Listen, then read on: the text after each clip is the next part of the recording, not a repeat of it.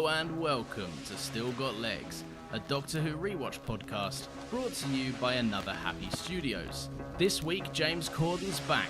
A shop is plagued by a metal rat, and we see the origins of the Doctor's hat.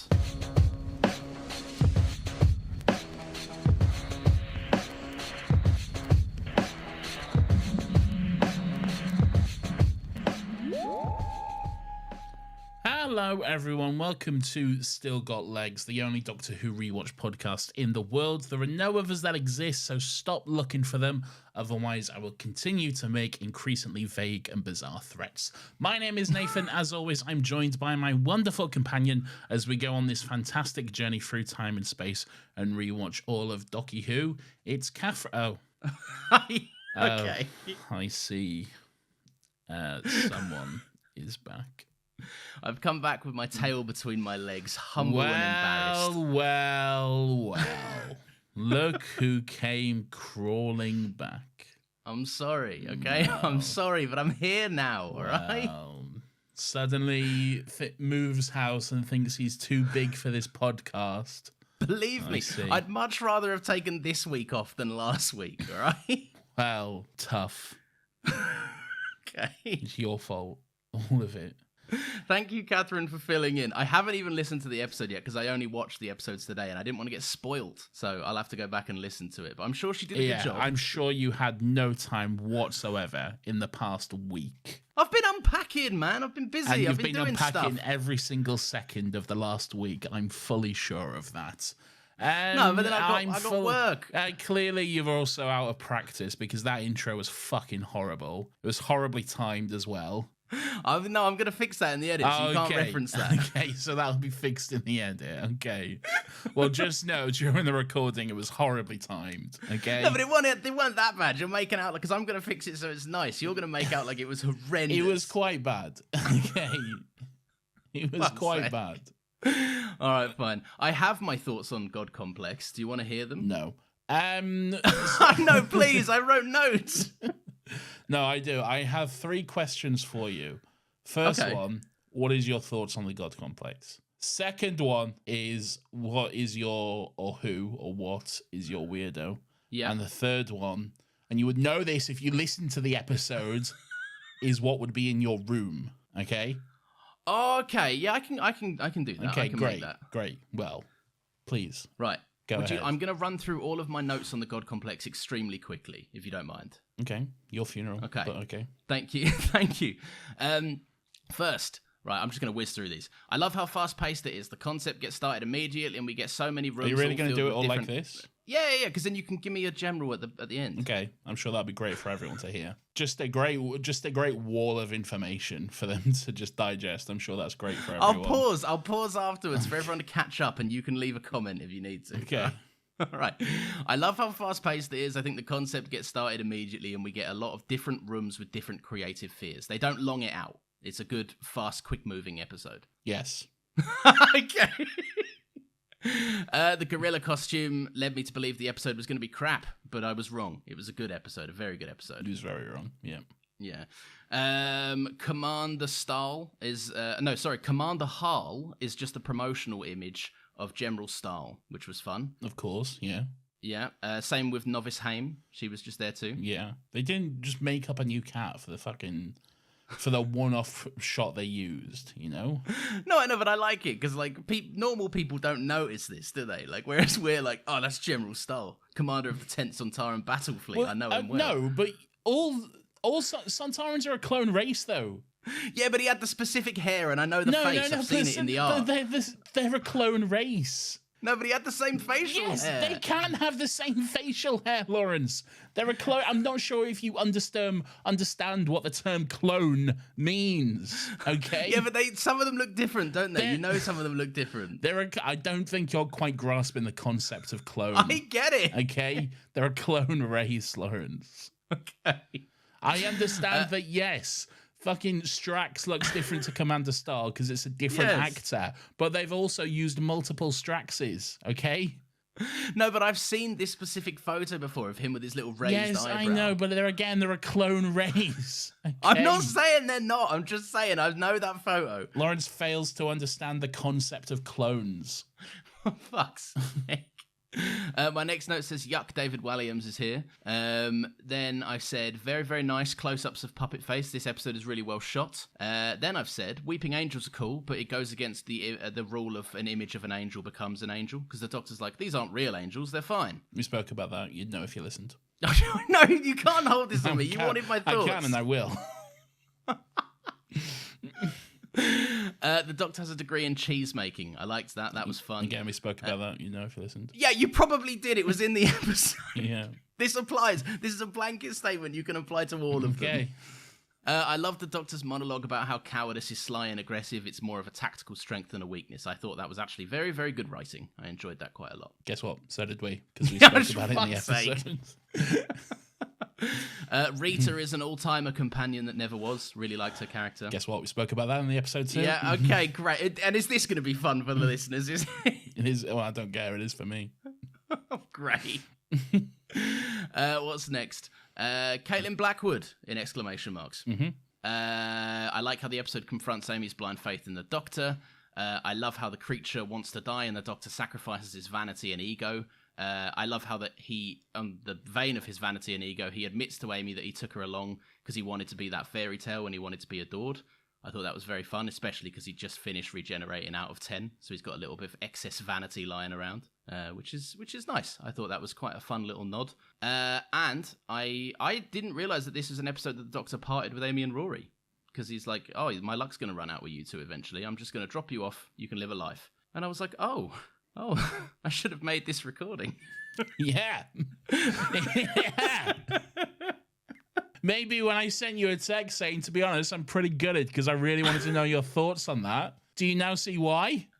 Yeah, I do. But like, what should I have done? Made my internet work faster? Like, I couldn't have done it. Yes. I wasn't just sat at home like, can't be bothered today, I reckon. Well, now that's 2 episodes of Still Got Legs you've missed. Oh, it's true, isn't it? Yeah, they're racking up. Yeah. One day you'll miss one, and I'll be able to wield some power over you. I never will. I'm too dedicated. I never will, okay? To misquote 10. What or who is your weirdo of the week? My weirdo was Rory. Okay. For the express reason because he was holding a door back from the big Minotaur thing. And then he gets comically shoved, right? And he kind of like is still holding the door and he gets pushed into a corner. And then he just stays there for a really long time while the rest of the scene happens. He's still behind the door. Okay. Which I quite liked. All right. And what would be in your room? A few things. Can I have a few things? No. Or do I have to choose one? Has to be one. Okay. Moldy bread. Great. There we go. Just a pack of moldy bread on a table.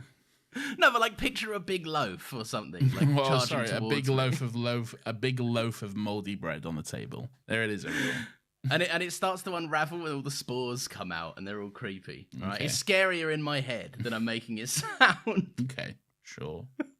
Well, hang on. Someone else has just got a PE teacher that's like, get in your pants. That's not as scary as a moldy bread. To you, maybe. True. I don't have experiences with this PE teacher. All right. Anyway, I liked it. It was a good episode. I liked it. I presume you liked it too. Yeah, we did. We had a very good conversation about it, which you know about if you listened or if you showed up. Oh, for God's sake. What is this? Well, there we go. If you want to know what was in my room or Catherine's, you'll have to listen to the episode. I'll listen in. So, welcome back. Thank you. Reluctantly, I've allowed you to come back. Okay.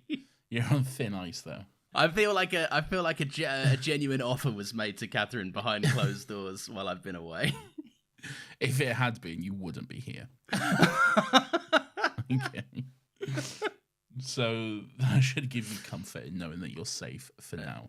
Okay. Thank you. Thank you for not taking my job, Catherine. What are we doing? What's this episode? This, Lawrence, is closing time. It's episode 86 of Doctor Who. If you're playing something, this is great, but I can't hear it, okay? And if you're playing the song Closing Time, just know you completely fucked my joke. No! Because I was going to sing that, okay? You know what? You take a week off, okay? You come in here, you fucking don't do any work. All right. I've made all the notes today, I'll have you know. Oh, let's see how well that goes, shall we?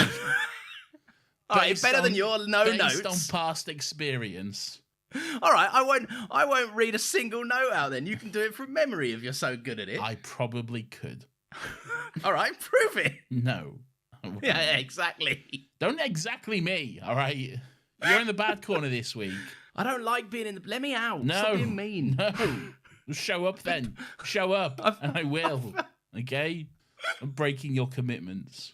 It's your fault your internet wasn't working. Okay. Anyway, as I was saying, is closing time. You've ruined the joke, whatever. It was written by a cunt, directed by Steve Hughes, Series 6, Episode 12 of Doctor Who. There we go. General thoughts? Do you want mine? I feel like I've just done a lot of general thoughts. I want to hear what you think about closing time. Tough. What do you think of closing time? Oh, great, brilliant. It's a fucking whatever, isn't it? It's a treading water episode for me. It's let's tick some boxes. Let's set up some Doctor stuff that we're going to pay off next week. And it's just a little bit like where we went into the lodger thinking like, oh, it's going to be a bad one, and we were somewhat surprised like, oh, it's not as bad as we thought it was. It's like a pretty serviceable episode. The lodger has like the fish out of water thing going for it, whereas this really has nothing really, because like once you don't have the funny fish out of water stuff, you're really just left with the humor, and it's not really that funny. The writer's not good at comedy, so it's kind of just like, I don't know, it's a bit bland, a bit boring. God, it'd be so much better if we could talk about the God complex. Yeah, it's pretty boring. Do you remember when we was doing Amy's Choice, and you were saying, you know, you was wondering if going forward there would be some consequences for what happened with the Doctor and with Rory, and how Rory views the Doctor going forward? Yeah. Would have been great to discuss that. Anyway, because, yeah, there was, as it turns out. Let it go. No, I'm not being snarky. I'm just saying there was. And now we have to deal with the consequences and the fact that Rory's not here, and neither is Amy. And instead we have James Corden. So that's fun for everyone. Yeah, it's dull. It is dull, it's bland, isn't it? Yeah. and dull and boring and nothing. But it sees the return of the green military coat. So at least it has that going for it. Does it have that going for it? Well, it though? does Is that have that positive? going for it. Yes, it does. I know Catherine is a denier, a green coat hater like myself. Oh, so you heard that, did you? No, I saw that in the Discord. I'm not selective listening for my points. Okay. Speaking of, join the Discord. We had a fun movie night this week. Yeah. Didn't want to elaborate, no? No, I was going to mention that at the end. Okay, we can do. All right, should we jump in? Should we go through the episode? If you want. Why are you so down? Because it's You dull. can't be asked to talk about this episode. No, I can't, to be honest. It's pretty boring. Is this going to be one of them Still Got Legs episodes where we try and do anything but talk about the actual stuff in the, Maybe. in the episode? We'll see how it goes, to be honest. Okay. Yeah, so there's some flickery street lamps, and there's two ladies at the buy and collect booth in a little retail store. It's a department store, Lawrence. It's Wrong got on a one lot of account, stuff in it. first of all. Okay. Oh, no, give off. You can't correct me on phrasing. That's not how this works. I can. Fuck's sake. So one of them wants to get home to watch Top Model, what they were doing last night before a power cut rudely interrupted them. And the other lady is like, I'm going to go and clean up everything. Which seems a bit unfair. I'll go and do all of the jobs. Yeah, yeah. I think you get yourself home. I think that's like she's like being nice to the younger, new-ish girl, at least. Is she newish? Well, no, but she's a supervisor, isn't she? So, yeah, but then wield your power in that case. Be like, you go clean it up. I'm going to go home and watch Top Model. All right, yeah, but then if she did that, then you'll be saying, well, then she's bad, isn't she? So she can't win with you, is what you're saying. Yeah, it's true. Yeah, I hold them to an impossible standard. Yeah. The council need to fix the power cuts. That's what these two are moaning about. Anyway, meanwhile, Nathan, across town, if you will. Yeah. Sophie. What town? Doesn't matter. No, it does not matter. Yeah. Is it Ledworth? Who knows? Don't worry about it. Is it London? Is it Essex? Who knows? Don't worry about it. Yeah, there's something that happens later on that begs some questions, and I'm like, what? Don't worry about it. Doesn't matter. I didn't know we were here, or are we here? It doesn't matter. Don't worry about it. I've never been more happy to see someone show up in an episode and then immediately disappointed by what followed, by the way. But we'll get there. So Sophie, if you remember from The Lodger, Craig's girlfriend who he convinced to not be ambitious. I don't know, and I also don't remember her from this episode because she's not in it. Yeah, why did they write her out? She was like a good thing about the last time she was in it. She's a girl. Yeah, they wanted to... Oh, no, actually, I know exactly why they wrote her out, because there's pretty much an entire line of comedy in this that doesn't work if she's around. Yeah, probably. Yeah, which is pretty naff. Anyway, she's numbered food. She has a baby, Nathan. They've had a baby. Can you believe it? Who's had a baby? She's numbered food. They've had a baby. What an odd note that is. What does that mean? I'm writing in little points so I can get my stuff across. What do you mean she's numbered food? What does that mean? You know what it means. I fucking don't. That's why I'm asking. I'm not asking for a fucking laugh. What does she numbered food mean? She's numbered food. She's put like numbers on food for the baby. Smithy and her have had a baby. Is that what you do when you have a baby? You put numbers on food? Fucking no, it's not. This is the point that that Smithy's making. Like, I know how to look after a baby. Stop numbering all the food and stop making arrows in the fridge and all of this. This is in the episode.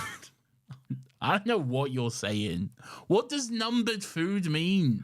I don't know, Nathan. She just says the line, "I've numbered food." All right. All right. I presume she's put it in Tupperware. Well, all right. Gone, like, you tell me what you think that means. I would assume she's put it in Tupperwares and then like put the numbers on it. Like this is the in a fridge, Nathan. What do you want me to do? Tupperware, not Tupperwares. That's what I said. Yeah, you said Tupperwares. What?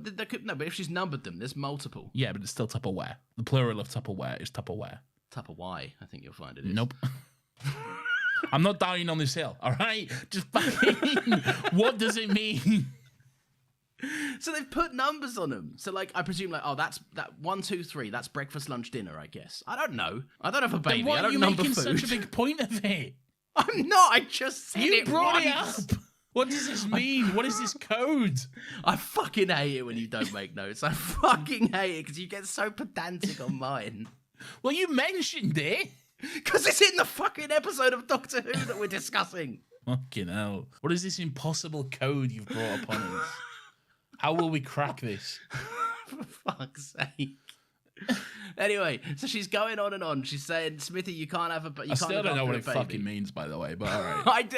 I watch the fucking episode. I don't know what to tell you. That's what it said. She's numbered food, everyone. She's put a big 6 in a fucking plate of cheesy nuggets. I feel like no one else is struggling with this as much as you are. What does that... What you just said she numbered...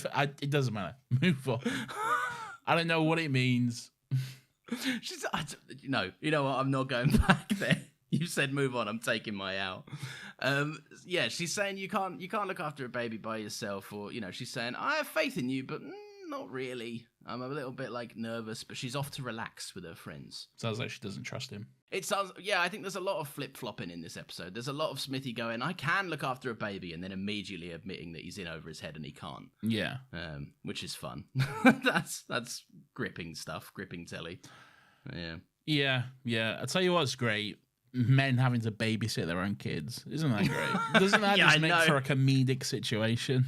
Oh, what a situation he's got himself into. I can't having to look after his own son. Fucking hell. How will he get his way out of this one? Look, to Smithy's credit, he is like, go, I can do it. But then the writer's clearly leaning on some established gender roles. Yeah. It's Mum's gone away. Be hell on this weekend. All the boys in their pants just running around. The house will be a state. Nothing will get done. What a classic situation we are in for. I can't believe men are famously useless at fathering their own children. Well, I mean, yeah. Look. Anyway. Across town, Nathan, in a department store, we get some cross-cutting going back and forth. This whole opening is a little bit, let's see what's going on in two places. What is going on in this other place, Lawrence? The changing rooms are an absolute state. Oh, no. That's what's going on. Someone should have cleaned that up. Someone should. Actually, I remember seeing the change rooms, and I remember thinking, yeah, that is an absolute state, to be honest. Yeah. What is going on? Who's changing this vigorously? Exactly. You're just putting on and taking off clothes, okay? How is it this much of a mess? I feel horrible as well. Like, you ever change clothes, like, in a changing room, like, just to try something on, and then you look at it and you're like, I would feel really bad if I didn't bring it out back on the hanger or, like, folded or something. Yeah. Like, I'm not just leaving it tossed in a pile in a changing room. Yeah, no, that's dirty. Because then they'll think you've stole it as well. Yeah, exactly. You come out with nothing. They're like, what are you doing? Show me your socks. There'll be cameras pointed, not in the changing rooms. That'd be there'll weird be cameras if there pointed was. toward. Yeah. Yeah. I mean, there's a lot of weird changing room stuff in this. Some interesting stuff given the writer as well. We'll get to it. Okay. So yeah, the changing rooms are an absolute state. And now we cross back to Smithy, who is, I like this. He's called his mum. Yeah. Specifically to let her know, I'm fine. I think his mum called him. Oh, wait, no, you are right. You are right. Sorry, I tell a lie. But it's just like, Mum, I'm all right. I Yeah. can cope. It's like, you telling me for, man? Well done. 9 o'clock on an evening, his mum just gets a call from him. Mum, I'm all right. All right, I didn't ask, first of all, Yeah. but all right. If anything, it gives off the opposite impression. Yeah. I'll have you know, actually, I'm calling everyone just to let them know that I am okay. All right, that's pretty weird, I'm just doing the rounds. Yeah. That's pretty fucking weird, man, if you ask me, but all right. He's desperately hoping that one of them shows up. Like, hey, I read some of your signs that you were kind of like, you were laying down on the phone. But someone does come to the door, Nathan. It's me. What are you there for? I don't know. Are you one of the lads in your pants that's going to make a mess? I'm like, it's boys' weekend. Mum's away. So it's Come on, time Smithy. to get messy. No, it's Doctor Who, Lawrence. Doctor Who has shown up. If you can even believe it. Bloody hell, what a situation. He's back. I do like that Smithy does immediately go, no way has she called you. That's the immediate assumption. Yeah. I do like as well that the Doctor reckons that they've just redecorated from their flat where the roof flew away in the lodger. He doesn't know he doesn't know this is a different house, but how did he get there then? Like, I don't know. He's turned up to an entirely different address, possibly in an entirely different town as well. We still haven't figured that one out, but whatever. Just one of those silly little things, isn't it? Well, it begs the question: how does the TARDIS navigation work? Because if it's it doesn't. Well, it doesn't. Yes, but it could be something to the effect of he's gone in and been like, right, dear, take me to see Craig, if you would. And the TARDIS is just honed in on wherever Craig happens to be now. Sure. I don't have the strength to argue against that, so sure, why not? That's my headcanon, because I'm rigorously making closing time headcanon. Okay, great. I'm still angry that I never got to sing Closing Time, by the way, just so you know. Okay, do you want to sing it now? Yes, I do. Closing time, every new beginning, I don't know the rest of the words.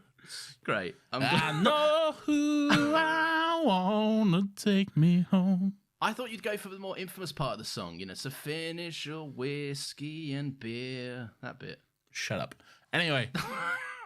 All right, you got it out of your system now. Are you happy? I've signed Closing Time now, everyone. Okay, good. What's happening next? Yeah, so I just like that the Doctor is. Is it the titles? Have we got to the titles yet? No, not yet. We haven't even seen the Cyberman yet. 25 minutes in, mate. Come on. What do you want me to do? We had to do Gob Complex first, all right? Well, yeah, because we didn't get it. No, it's no one's fault. It's just what it was. Okay. I think it's someone's fault. Shut up. You know we're going to whiz through a lot of this plot. Lawrence, shut up and tell me what happens next. So the Doctor's on a social call. He's bored. He's touching base with all the people that he's like, I don't know, just I guess that he wants to see because, he knows that time's running out. Time's on the clock for the Doctor. He's on his farewell tour, as it were. He is. So we get to have the fun of seeing the Doctor check in on all his good mates. And God, what a treat we're in for. We're going to see him check in on all his fun, famous friends and see him pop up and have adventures with all these fun cast of characters that we've come to know over the 11th Doctor's era. God, it's going to be so much fun seeing all those adventures, isn't it? Wait, what? What do you mean this is the only one we see? Oh, no. What? I want to see Sarah Jane from across Bannerman Way. I want to see the Soda Pop Boy. We will see that, Lawrence, but in about 12 years or whenever we get to that. Okay. So there you go. We will see the 11th Doctor check in with Sarah Jane, but it'll be quite a while. Okay. Okay. All right. Is that in the main show, or is that in the Sarah Jane Adventures? That's in the Sarah Jane Adventures. Is that the one where there's a big bird? There's a big bird, and there's a big bird played. No, she's not getting married. You're thinking of another one. You're thinking of the one with the 10th Doctor. Okay. Is Joe Grant there? Joe Grant is there. Yes, and there's a big bird played by David Bradley. Oh, right. Okay. Yeah. Oh, which one? So, we'll have to watch Sarah Jane Adventures. We'll get there. It's one of the few episodes of Sarah Jane Adventures I've seen because Doctor Who was in it. Oh, you checked in for the important ones, the milestones. Yeah, I checked in for those ones. Yeah. I think they're like some of the worst episodes from memory. I had fun. So yeah, he's on a social call, but he can't stay. He's like, right, I'm headed off, but then he senses something's wrong. The power goes, and he's like, whoa, what's all this stuff? Doesn't he notice that there's a life signal or something in the house? A life signal? Yeah, like a life sign in the house. And he's like, oh, yes. What are you hiding from me? Great job on your notes again, Lawrence, by the way. Thanks. Everyone talks so quickly, Nathan. Okay. Right? Yeah, so he goes in, he's like, something's in here. What's going on? And then I've referred to the baby in all my notes as Neil the baby for a fun Gavin and Stacey joke. Okay. I'm not going to lie, I hate that. Okay. Oh, why? We calling him Smithy. Yeah, but that doesn't extend to his baby. Okay. Show the baby the respect he deserves. Call him Stormageddon, Dark Lord of all. Okay. I hate that joke. It's such a bad joke. I quite like it. It's very like, oh, the baby said something that a baby wouldn't normally say. It feels boring. No, it feels fun. It feels fun. I like it. I like that he can speak baby. Yeah. I just think, the name itself, I'm like, meh. Anyway. I think you're wrong on that. Okay. Anyway, he kicks open the nursery door. He says, get off this planet. And then the baby just starts crying. Yeah, because it's a baby. It is a baby. And it's been evicted from the planet. You'd be upset too. Yeah, you'd be like, hang on, what? What did I do? I'm just fucking here. Got here, mate. I'm just chilling. I was actually asleep, mate. Anyway, then we cross-cut. Nathan, it's the first Cyberman appearance we've had in the show as a mainline villain since the next Doctor, I believe. They've shown up, like they Pandora have shown opens. up. Yes. Yeah. Technically, that is true. I don't like it, but that is technically true. And also, they're pretty boring in this story. So they're really boring. Do you want to? It's been a while since we've done a Cyberman. Do you want to? Where are you at with the Cybermen? We know this. Villains? I like the Cybermen. We know where I'm at with the Cybermen. They're good. They're good in They're good stories. saucy boys. They're good saucy spooky boys. Some great stories to come. Some great stories you can tell with the Cybermen. I personally prefer them to the Daleks. Personally. Because they have the fucking balls to actually change the design of them. But that's what it is. You don't even dislike the Daleks. You just hate seeing them because of that design. I don't dislike the Daleks. No, I do get tired of them. I do think they are overused, frankly. But no, I do think the Daleks are...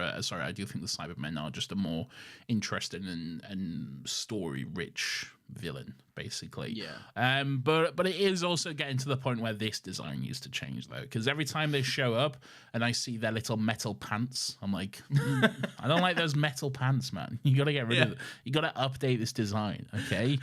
We're not doing metal pants anymore, okay? Look, Boba Fett learned, all right? Take your little metal pants away, okay? We've moved on. The world has moved on from little metal pants. There's something about like the way the cuff of the trouser ends and the boot begins that it feels like a bootcut jean. Yeah, it does. It just looks a bit rubbish. Although there are like these Cybermen are quite like on the back foot and a little broken down and damaged and like battle worn and stuff.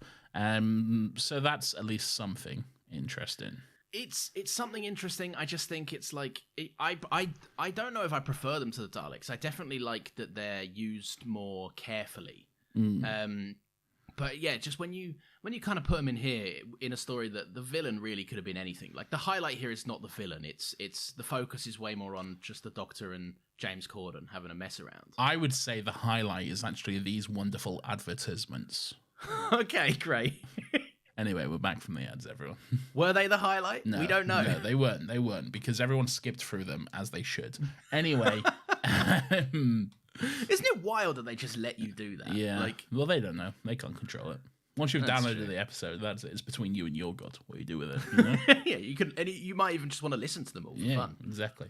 You don't know. No one does. Maybe you're driving and your hands are occupied. You don't know. Yeah. With what? Anyway. Oh, the steering wheel. Yeah. I was like, what crude joke are you making there? But I was like, oh, no, yeah, you're right. In what world? I don't know. I forgot about the driving aspect of driving, okay? Anyway. PSA, don't do that while driving. Do you remember when you was booked in to take your driving test like a year ago and then you just never did? I do remember that, yes. Okay. How's that going for you? Yeah, great. Pretty much as you exactly just said. You licensed to drive yet? You know that I'm not. Okay, great. Just thought I'd bring that one up. Fantastic news. Moving on. So anyway, we see the big old Cybermen are here. Basically, there's the Cybermen, the lady pulls back the curtain on the changing room and it's like, while she's cleaning up the big old mess. And she's like, oh, fuck, it's a Cyberman. And is that where we get to the titles? Yes, that is titles. Is this the first time in an episode of Still Got Legs we've gotten to the ads before we've gotten to the titles? Yeah, it's potentially that, yeah. Potentially could be. Just a little peek behind the curtain. The advert comes in usually around about the first 30 minutes mark. That's when we try to work it in there. So half an hour into the episode and the titles are just coming up. So. We've been in this situation before. Well, okay? Yeah, and somehow I still suspect we'll wrap up the episode long before we actually need to. All right. What's next? Yeah. So the Doctor shushes Neil the baby, who is now crying. And Stormageddon in Dark Lord of All. But it's in my notes as Neil the baby. Tough. Change your notes. No. What now? Everyone wait. Do a search and replace right now. I do like that there is this fun little exchange about saying, James Corden's like, how did you do that? You got to teach me how to do that. And he's like, no, I can't. It only works on like kind of primitive life forms. And then he busts it out on James Corden, which is fun. Kind of like a Jedi mind trick. Only works on the weak mind. Yeah. Like you. He says, oh, come on. It would work on you. Not me. See, that's where I take umbrage. If it works on me, it has to work on you too. No, I'm too intellectually superior. What, you want to say that one again? I said it right. No, you stumbled over your words. No, I I'm didn't. too unintellectually. I think you'll find I didn't, cunt. Intellectually superior. That's what I said. Lawrence, you're editing this later. Take this moment to gloat if you were right. Take this moment to humbly admit you were wrong if you were wrong. No, I'm too intellectually superior.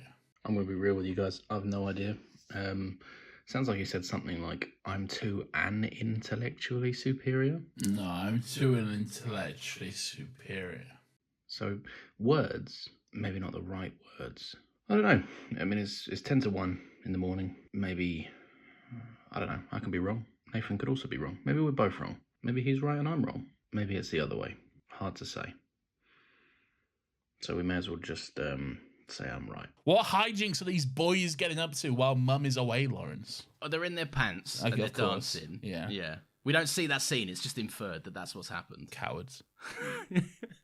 This is where you get the name confirmation that he prefers to go, but Alfie the baby prefers the name Stormageddon, Dark Lord of All. That's what I've been saying. I know, but this is where it happens in the episode, so I'm now officially introducing it, and I just want to say, and maybe this is not my place to say, but I do think it is interesting. The writer can understand the concept of people having a preferred name. And being referred to by something that they've chosen themselves rather than their given name. And I think it's interesting how you choose not to refer to that preferred name and instead want to call them Neil the baby. Because that's a silly joke. I'm not spewing hatred online, all right? I'm just making jovial fun. I was also just making jovial fun at you. Don't paint me in this light. Well, I will. Okay.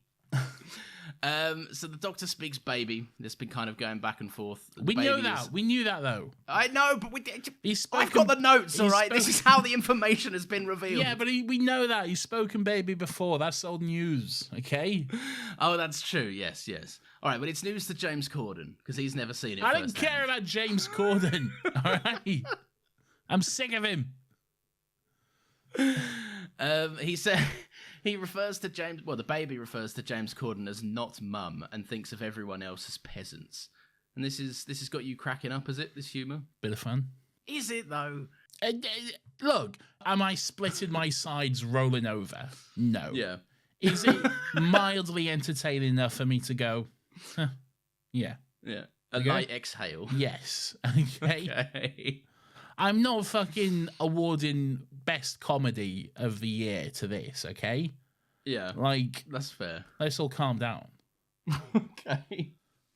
Anyway, the doctor is insistent. He's just making a house call. He's just saying hello. He's committed to his farewell tour. Yeah. And he starts to kind of go on his way out. Smithy's questioning it because if you remember, they had a headbutt back in season 5, and Smithy knows everything about the doctor now. Yeah, but although he's clearly forgotten some things, but yeah. Yeah, it's definitely forgotten what he needed to forget for plot and everything else. Yeah. But he remembers enough to know that the doctor never does house calls. He's like, something's wrong. What's up? What's up, mate? Have a sit down.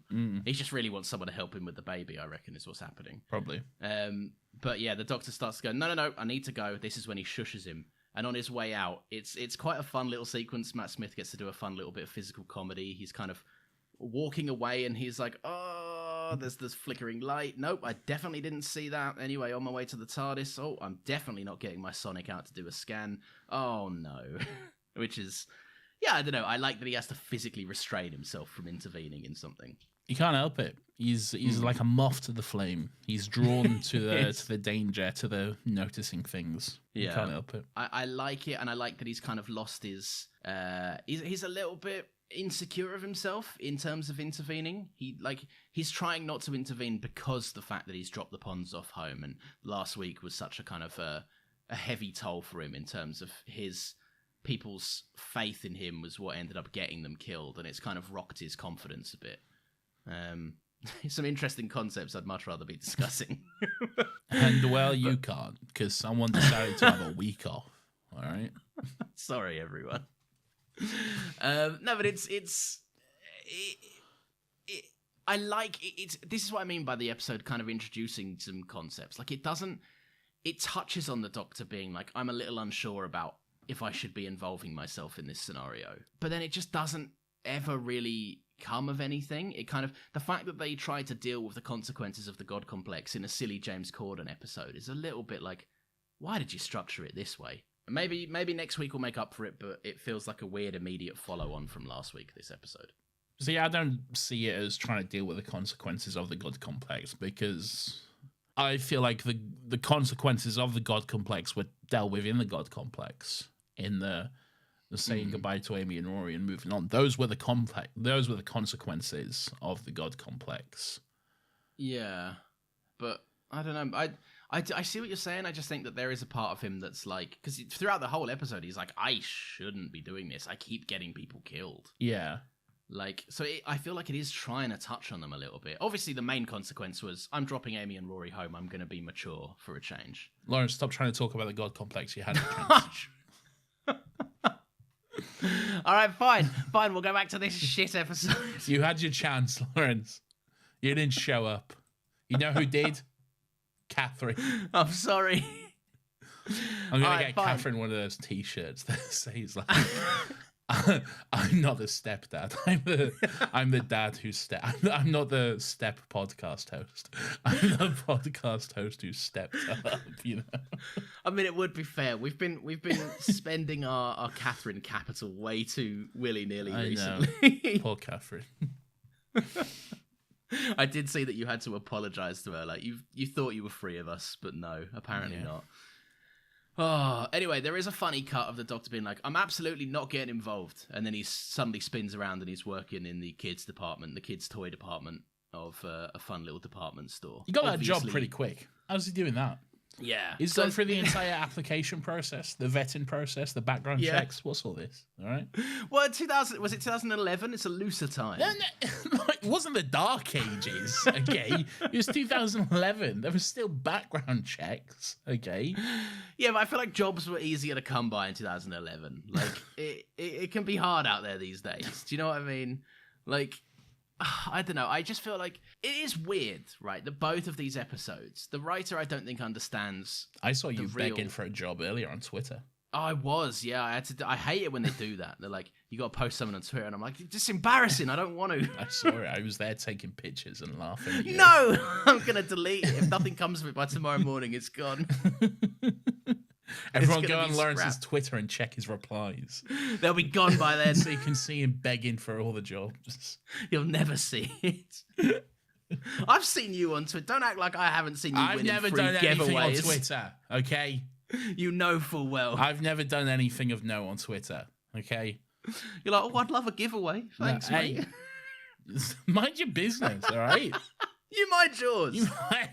I'm just trying to live my life, okay? But yeah, so if you remember from The Lodger, there was this point. Do you remember when, I think it was even worked into your weirdo at some point, the doctor kind of went to work in Craig's place for a day and was like on the phone being like, oh, was it mine? I can't remember. I don't know, but it wasn't mine. All right. Well, the doctor was on the phone to big clients and was like, do you know what, mate? You can stick that up your ass for all I give a fuck. Oh, that was your weirdo. Yeah. Yeah. And and the boss was like clapping and everyone was like, great job. The doctor's handling this normal day at the office very well. Yeah, yeah. I just think this writer does not understand what the working day consists of or how people get jobs. Well, he's flying a helicopter. That's a working day. I guess. Have you ever been into one of these shops and like been kind of harangued by one of these people that is like whose job it is to demonstrate the kids' toys? No, but I also like if anyone tried to, I'd immediately be like, no. Yeah, okay? go away. I do not want to see a man fly a helicopter. Okay, leave me alone. All right. It happened to me. I was in what's that big one in London? Is it what's it called? Harrods. That's it. Yeah. Is it Harrods, the kids' toy shop in where they're all in red polo shirts? I fucking know. Harrods is like the most world famous department store in London. No, it wasn't. It was a kids specific toy shop. Lorimer's. No, it wasn't. I know Lorimer's. All right. I don't fucking know. Toys R Us. What do you want from me? No, it was a big. I don't know. It was a big one. I remember it. Great. Right. London's big toy shop. Okay. Yes. Smith's. Yes. I was in there once, and a guy tried to show me his like putty, and like, and this was only like this was maybe 5 years ago. Yeah, I wanted to, and he was like, get a load of this, have a look at this, mate. And there was no kids around him, and he was like, I was like, I don't have any kids with me. Like, so he went up to you, a 27-year-old man. Yeah, well, I wasn't. I was probably about 22 at the time. Oh, okay. But still, an adult. Like, you look a youthful 22. Yeah, but not. I want to buy sticky putty. 22. Was you skinnier at 22?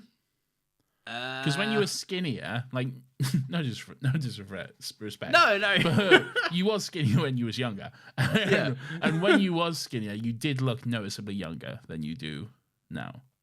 Well, that's tremendous to hear. It's just a great evening for me. But I think also the beard is doing some work as well. Yeah, definitely. You didn't have this beard then. No, it was. I had a beard, but it was far less bushy. Yeah, and well, I mean, I need a shave now. I've still lost my razor. I can't find it. Yeah, because there's one thing you have which the younger you didn't. What's that? A great big bushy beard. Very good. Very good. That's a callback to something most of you weren't there for. But some people were, and that's all that matters. Real ones understand. Real ones get it. Anyway, and no one cares about my story. The bottom line is a guy tried to be like, "What? Do you like this putty?" And for a mid-second, I was like, "Oh, that's really interesting." Before I was like, "Who am I pretending for? I don't give a fuck. You don't give a fuck." Yeah. I was like, "No, mate, I'm busy actually. Sorry." Great. I bet he went home and cried after that. Oh, do you know what? Good. Stop fucking. Come on, man. No, He's trying to do his job. Yeah, you are trying to. Sorry, mate. But yeah. So anyway, a big thing, Nathan. It whizzes across the floor. What is it? Is it a helicopter? No, it's Is not it a a car? helicopter. It's not a car either. But Smithy is here, and the Doctor did crash the helicopter into Smithy's head. Oh, hijinks, Lawrence. I know. Sorry, I should have made a bigger point of it. There's hijinks, and then And he's in Smithy's his pants. And he's in his pants. And he's not done the dishes. Oh no! The spaghetti. When asked, he hanging- went, "I don't care." The spaghetti hanging from the ceiling fan. Oh, what a mess! Someone's TP'd his house. No. What a fuss. He's like, "I don't care. I'm just grateful to have a roof." But yeah, so Smithy's there. He's like, "What are you doing here, the Doctor?" He's got a name badge that says the Doctor, by the way. Just another normal thing that employees will allow. Sure, yeah. Anyway, Smithy wants to know what's going on. He's like, "Listen." Well, right, he has his name badge, so he doesn't forget his own name. I think he says, which is helpful because that does happen. You're doing good at these notes. no, does that happen? Like, does he forget his own name? Well, he says so. So yeah. I guess so. I guess I now have to believe this. When would he lie, Lawrence? Yeah. Oh yeah. But no, Nathan. Rule 1. Remember. I've never heard of that. Okay, fair enough. So yeah, big thing whizzes past on the floor. Smithy's like, "What the fuck is that?" And the Doctor's like, "I don't know, it whizzed past. I didn't get a look at it." Yeah. And Smithy's like, "Listen, you're still here. Something's obviously wrong." And the Doctor's like, "Listen, all right, if you're gonna be a prick about it, we'll talk. Does he talk say about that? it." Does he? Yeah, he says, "Listen, mate. All right? Okay. You keep harassing me at work." This episode is a bit different to how I remember it. Well, this was on my notes, so it must be true. Okay, great. No, Smith. No, in realness, Smithy's saying, my son lives here. Like, you got to tell me what's going on. And the Doctor's like, "Oh, all right, fine." Pulls on the Doctor's heartstrings a little bit, and he goes, "Right, there's missing people. We've seen it at the start. Right, the lady that was cleaning up the changing rooms got taken by the Cybermen, and it always seems to coincide with a power cut and like this kind of flickering light situation." But he doesn't know that yet. No. This is what he's saying to James Corden. Yeah, but he doesn't know the lady at the star's gone missing yet. Oh, no. Yeah. But he knows some people have gone missing because it's Yeah. in the paper on pages whatever and whatever. Yeah, because the front page is doing a story on someone on Britain's Got Talent. Something like that, yeah. Yeah, Which someone I who thought- was probably ugly, but then they were talented, so it's okay. Yeah. You know how You're Britain's allowed Got to be Talent is. ugly. Yeah. Remember Britain's Got Talent when they're like, "Who the fuck is this? Who the fuck is this troll? How Look at this dare Robin." how dare they come into our presence and demand our Wait a minute. They can sing? Wow. This changes everything. Simon hit the golden buzzer and now everyone cries at home because there's Wow. confetti. What a wonderful, heartwarming Everyone show. applaud the freak. It was either that or it was "I'm doing it for me nan." wasn't it? Yeah, Like, I'm there was a doing it lot- for me, Nan. Yeah. Yeah. Your nan's dead, mate. Get over it. We all did. Yeah, she can't see. You don't got she hasn't got Britain's Got Talent up in heaven. She won't vote for you. Oh, Jesus. How's your Nan?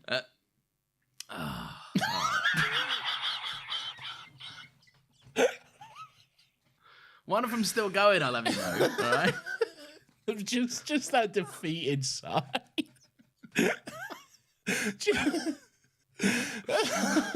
Can listeners tell we don't like this episode yet? Oh. Anyway, blah blah blah. Shit happens. James Corden, he goes up to with the Doctor and he's like, "Whoa, we're in a teleport or something." Right, the Doctor. Fucking hell. Oh, no. My God, man. I'm breezing through them. Right, it's all boring. So they go in. I'm doing this off memory, okay? So they go into the lift, okay? And Yeah. then Craig is getting a little bit freaked out because he's like, "Oh, is it a big scary space thing or whatever?" But then the Doctor Yeah. notices they've teleported to the Cyberman ship, okay? But Craig doesn't. So he keeps his attention focused on him to avoid him kind of freaking out. Yes. And how does he keep that attention? Gay. I'll be honest, I don't mind it. Do you not? No, really? I don't mind it because it's not like ha ha ha gay. It's just it's more just like a fucking bit of fun, really. I think it comes close to haha gay. No, I don't necessarily think so. Really, at no Well, now I point. can't have that opinion. It's not fair. I don't think at any point it's like haha gay. That's funny. It's more just like a fun little subversion. Maybe I don't know. Maybe I'm being too nice there, but I don't know. I think there's definitely an element where it kind of infantilizes it. Is that the word? Because like there's a lot of like, two gay people and their little baby. It feels there's parts of it that feel a bit patronizing, I think. But I don't know. Yeah, I will agree. It's not particularly fucking egregious. It's just like it's the same line of comedy that isn't that funny. It's just like, all right, I get it. You got one joke in the wheelhouse, and it gets a bit old. Yeah. But yeah, it's not particularly anything bad. I do like that James Corden is more shocked by the concept of a Star Trek teleport. He's like, what, like a beam me up Star Trek teleport situation? And he's like, yeah. This last year, this man's entire roof flew away into space or some shit. Did he see that though? I think he was outside when he watched it because it was going to blow up or something, and the doctor got everyone out on the street. Oh yeah, it was actually, wasn't he? Yeah. So his entire fucking house was a myth that flew away, and he's like, "What? Like Star Trek? Nah." Yeah. And even 5 seconds later, he's like, "We were just in space. That's pretty crazy." He's more bothered about the teleport. Teleports are pretty crazy. I mean, they are good. We both said we want them as our superpower, so there we go. Yeah, good on them. Great. So yeah, they were on a cyber ship. The doctor keeps Craig's attention. He's like, "Oh, I think I'm gonna give you a kiss," and James Corden's very like, "Oh, you can't give me a kiss. Are you about to give me a kiss?" I tell you what. I think the reason I don't necessarily think it's ha ha ha gay is because for a moment I think James Corden is almost into it. He is a bit. For a moment, I genuinely think Craig gets genuinely caught up in the moment, and genuinely is a bit attracted and a bit flustered for a moment. Yeah. And it's only when he like gets too flustered and has to look away that he notices he's on a spaceship. You know. That is, I will say that's a good realization. The way he kind of half turns and then goes, "Oh my god!" Yeah, that was quite good. That was so good, to be fair. Well, you know what they say, Nathan? When the missus is away, the Exactly. boys are up to hijinks in their pants. We'll Who be in our knows? pants, yeah. When the pants come off. And the pants stay on. Oh, the pants are always The on. pants stay up. We're in the pants, all right? Thankfully, there's a lot of toilet paper around for the cleanup, as his house has been TP'd by the boys. Okay. But yeah. So anyway, they kind of back themselves out of that. The doctor warns Smithy. He says, "You need to take your baby and get out of danger." And there's a moment that I laughed. I kind of audibly laughed over it, where Smithy is quite defiant in his need to say. There's a scene where he kind of... It's funny unintentionally because he goes, "No, doctor, last time this happened, people got hurt. People that didn't even know you suffered the consequences." And you're like, oh my God, he's stepping up a little bit. He's like, "No, I need to do the right thing." Like he's having his companion moment. Maybe I buy this guy as a companion to the doctor. And then his real motivations come out and he goes, "I'm a fuck leaving your side, mate. You seem to do all right for yourself. I'm going to stay right here, thanks." Yeah, that's fair. It seems selfless for a moment, and it's really not. It's funny. But he's got a baby. He's got to look after Stormageddon, Dark Lord of All. I get, but then, like, is that logic right? Like... Yeah. I mean, he's got to protect the baby. No, he's got to protect the... But then taking the baby into a cyber ship. Like, is that the best course of action here? Well, from his logic, yes. And look, the episode does make it work, but that's not fair because they wrote it to do that, all right? Well... I still think logic prevails that he would have been safer taking his son home and cleaning his house up. Okay. But yeah, that made me laugh. So anyway, the doctor and Craig do go investigating, and the doctor says, "You know, people love to talk to people with babies. Go and take your baby and be cute and kind of mosey around, and people will talk to you." And there is a fun line where he says, "That's why I take humans with me." Just so I guess inquisitive aliens stop and want to chat to him more. They're like, "Oh, what's this? What you got here?" Which is quite fun. I like that. Cool. Great. Making me do a lot of heavy lifting here. Am I supposed to be hosting ×2 because of last week's faux pas? Yes. Okay. When do we meet Auntie Mabel, Lawrence, for fuck's sake? Okay. Is that the jewellery lady? Is that her name? Are you kidding me? Who's Auntie Mabel? You don't know Auntie Mabel? Who's Auntie Mabel? Did you never watch Come Outside? Oh, is that her? That's Auntie Mabel from Come Outside. With the dog? With the dog in the plane. That was not a safe way to travel with your dog. I know. Oh my God. You've genuinely blown me away with that. Can't believe you didn't know that. I didn't even know Auntie Mabel by name, but I know Come Outside. Of course, I watched that in primary school. Yeah, everyone watched Come Outside. Mm. Yeah. They put that on the VHS with the title scene had the loop-de-loop, right? With the plane. Yeah, and yeah, it's right, skywriting, yeah. Yeah. Dog's dead, right? Oh, almost certainly. He was like, that show's older than me. So. Yeah, and he weren't a spring chicken in the show either. Yeah, so almost certainly. Was it Pippin? Pip? Come on, Pip. It's time to fly. That's right. Yeah, you're right. And then they went in the plane. Yeah. For those who don't know, for possibly international listeners, Come Outside was like a children's TV show in like the 90s where Auntie Mabel would just teach you about stuff, basically. I remember What did she teach us about? I'll tell you in a minute. Because I remember watching it, and I remember getting so annoyed by one specific episode.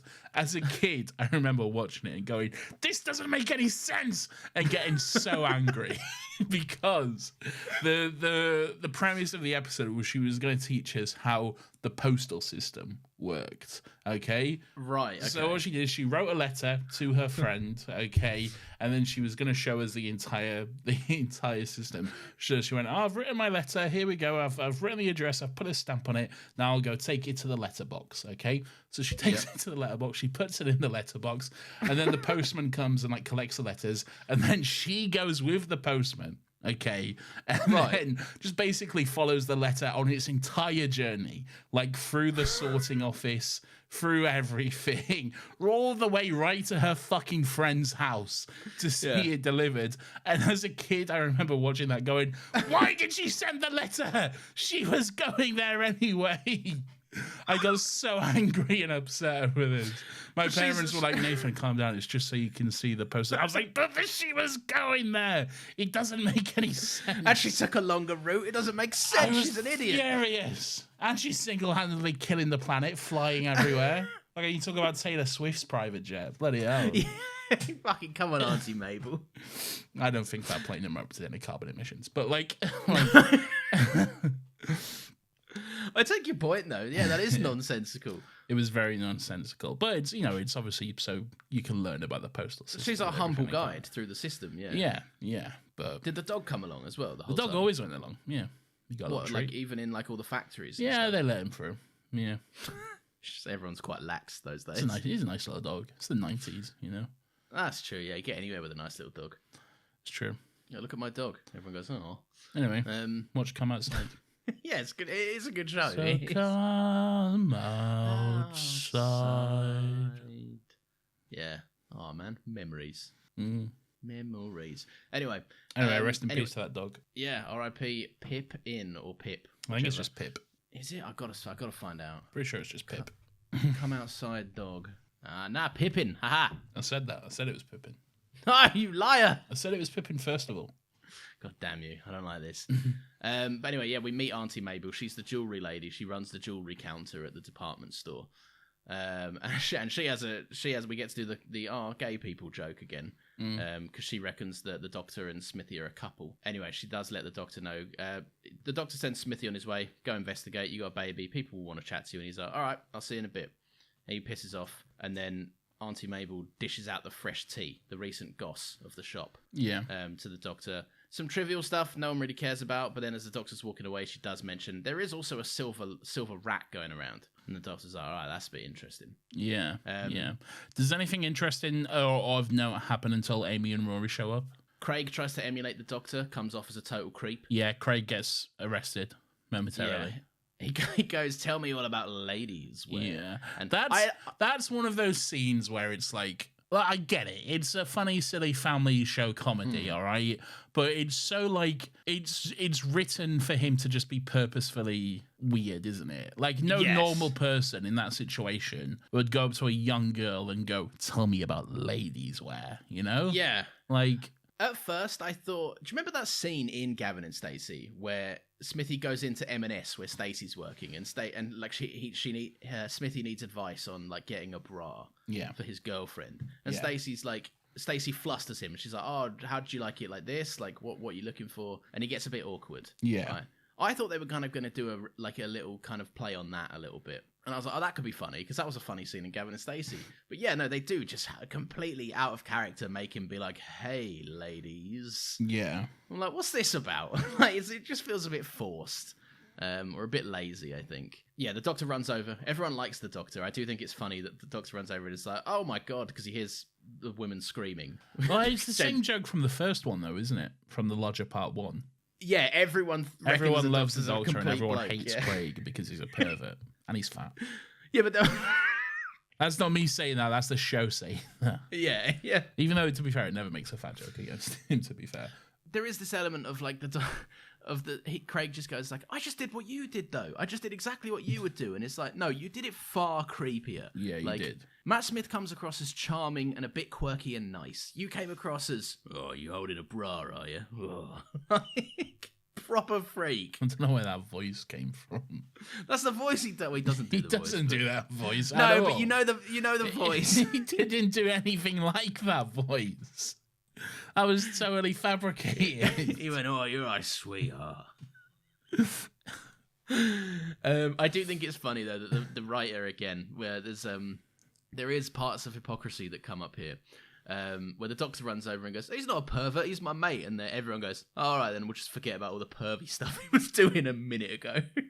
He goes, oh, if you're here with the Doctor, you must be fine, I suppose. What's the hypocrisy? It's very middle-aged white man, isn't it? Just like, that's my mate. He's not a pervert, he's my friend. Oh, right, okay. Oh, okay, and the world just has to agree with that and accept that mentality, yeah. Yeah. Doctor does get a second look at a lady in the changing room. Recommends she try something on in red. That moment was weird because they're looking through the changing rooms and then he opens the curtain and then you hear oh, it's the classic joke, a woman screams or whatever, and so he quickly closes it. But then he just opens it again and says, I'd try that on in red if I was you, and then just stares at her for 5 seconds afterwards as well. That was an odd moment. An odd moment, yeah, because look, I get the fish out of water aspect. The Doctor doesn't realise that people are probably getting changed. Actually, honest mistake. Lawrence, I just decided I don't have my weirdo yet, so we'll talk about this later. Okay. Fuck, you really are showing up for this one, aren't you? Yeah. So, yeah. Anyway, this is where the Doctor sees Amy and Rory.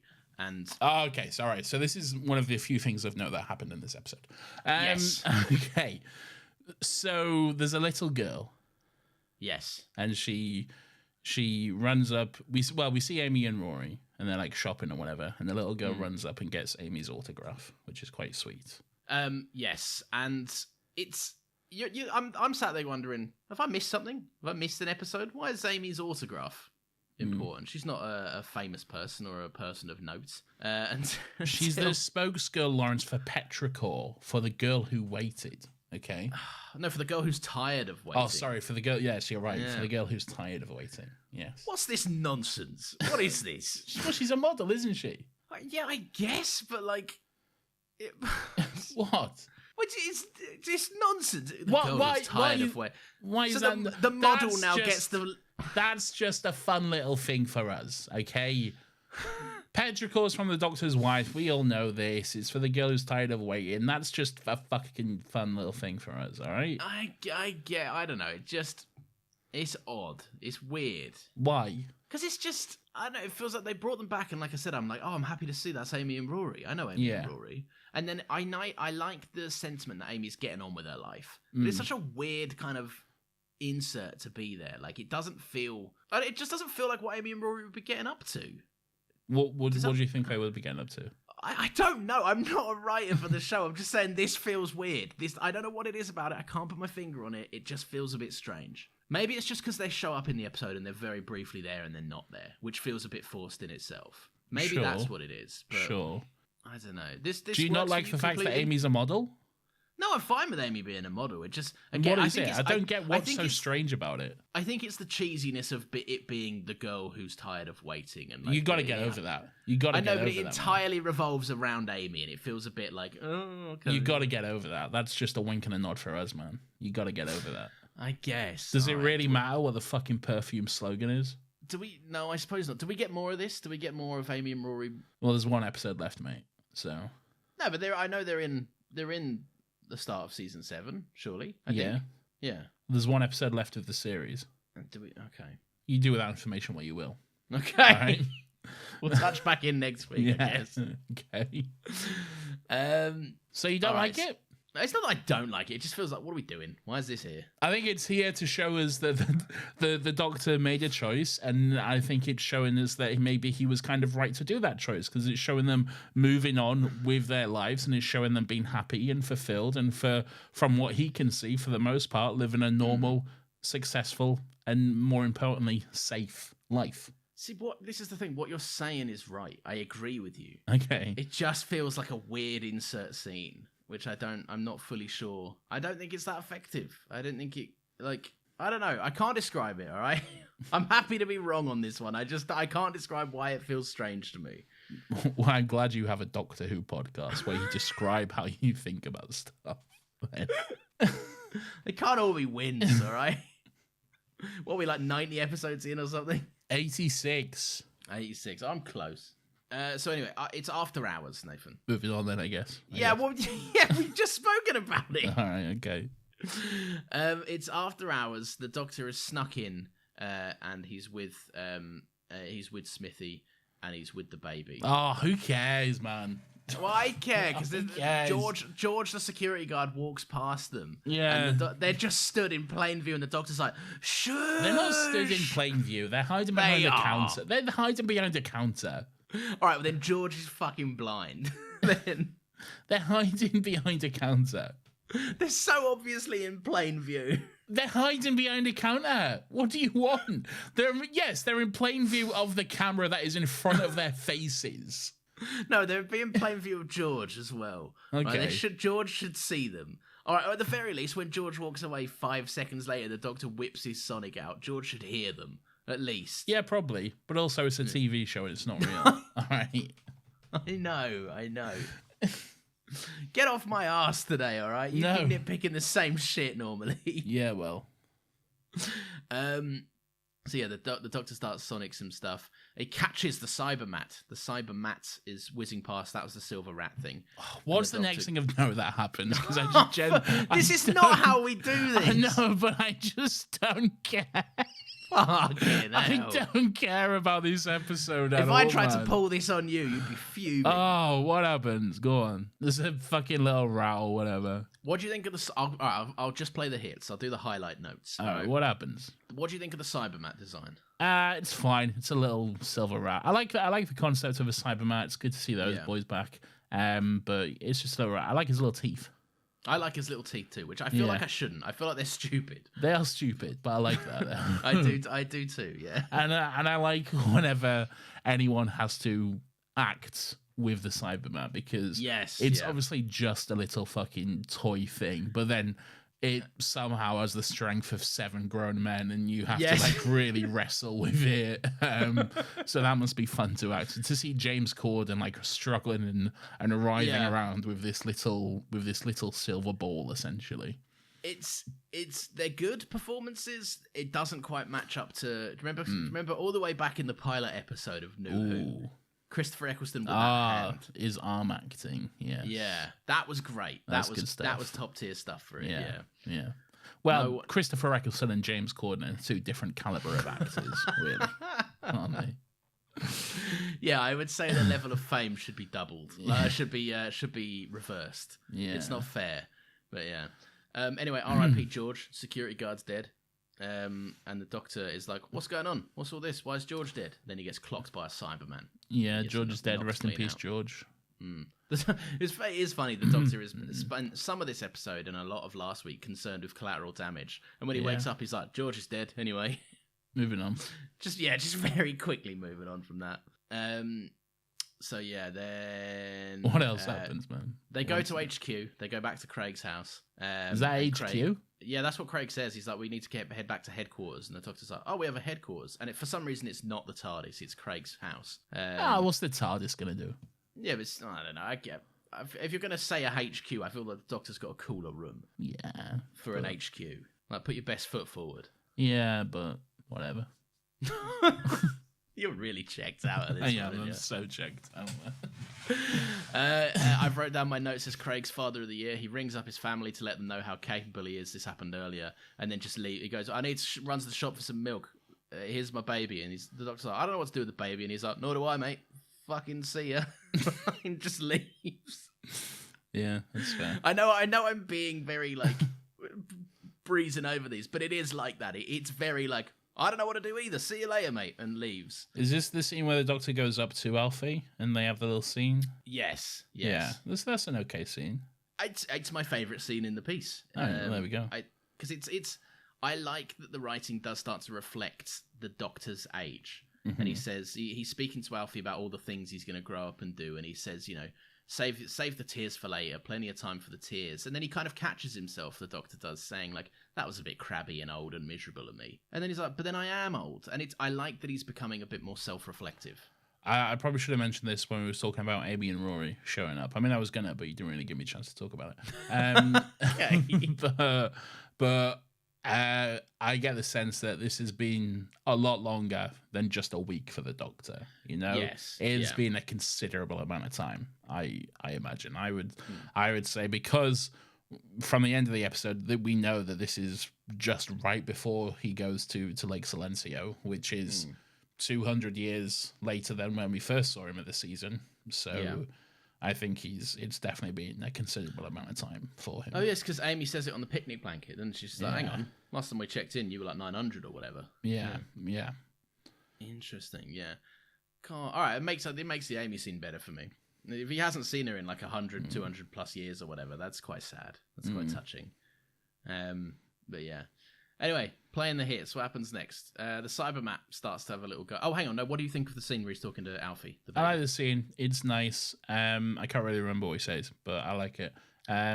He puts the the stars on the ceiling and stuff, and they have a nice little moment there. Yeah, it's very. He's like, they don't look like this. They're way more impressive and scary. Like, it's nice. I think it is quite cute, and it takes on a slightly like, oh god, when you remember that the baby can understand him. And like, he's probably like, the baby's like, I weren't ready for all this knowledge, mate.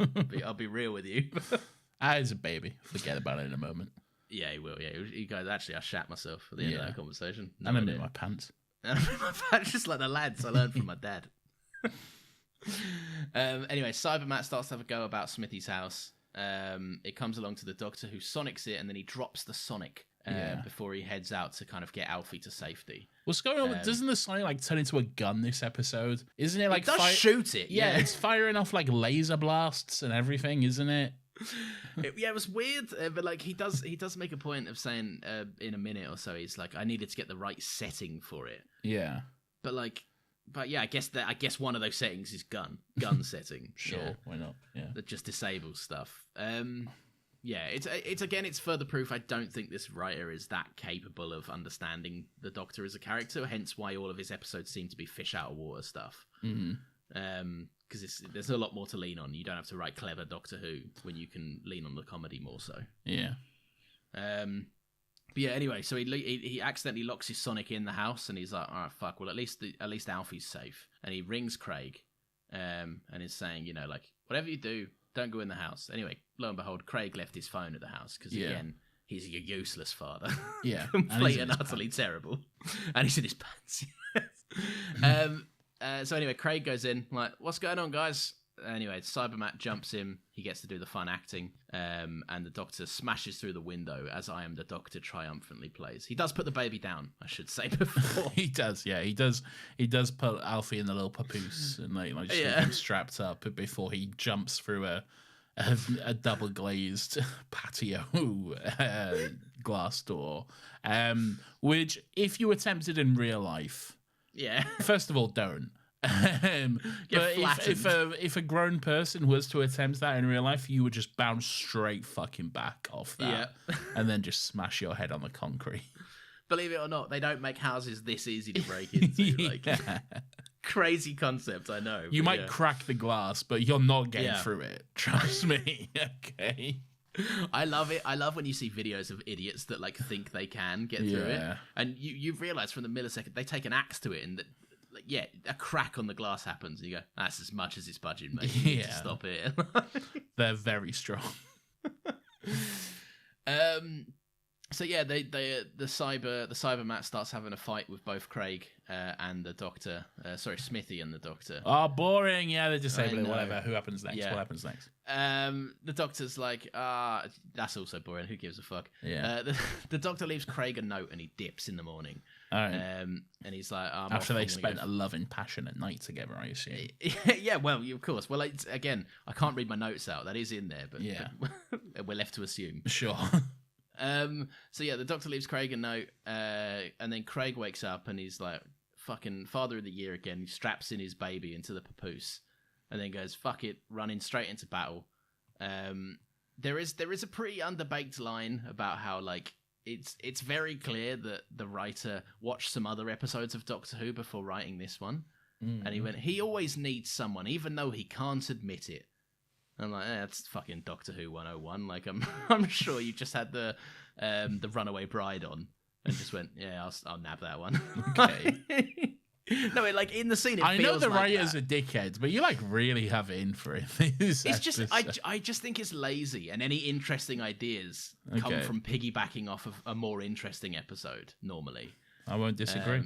Yeah, but because the writer has like, not to even toot the horn or whatever, the writer's done some episodes I do think are good. Well, one, I think The Unicorn and the Wasp is a good episode. Disagree. Bad. I know. I remember you didn't like it. Yeah, big fucking that was quite surprising for me. Bad episode. Nathan, you're wrong. No.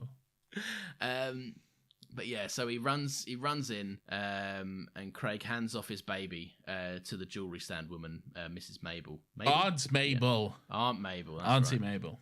Auntie Mabel. The dog isn't there. The dog's dead, as we said. The dog's dead, and she's in a plane, probably. She's in a plane. She's like, hang on, let me get out. Yeah. Smithy hands off the baby, which, again, I want to reiterate, is a complete fucking stranger to him. And goes, but have the baby.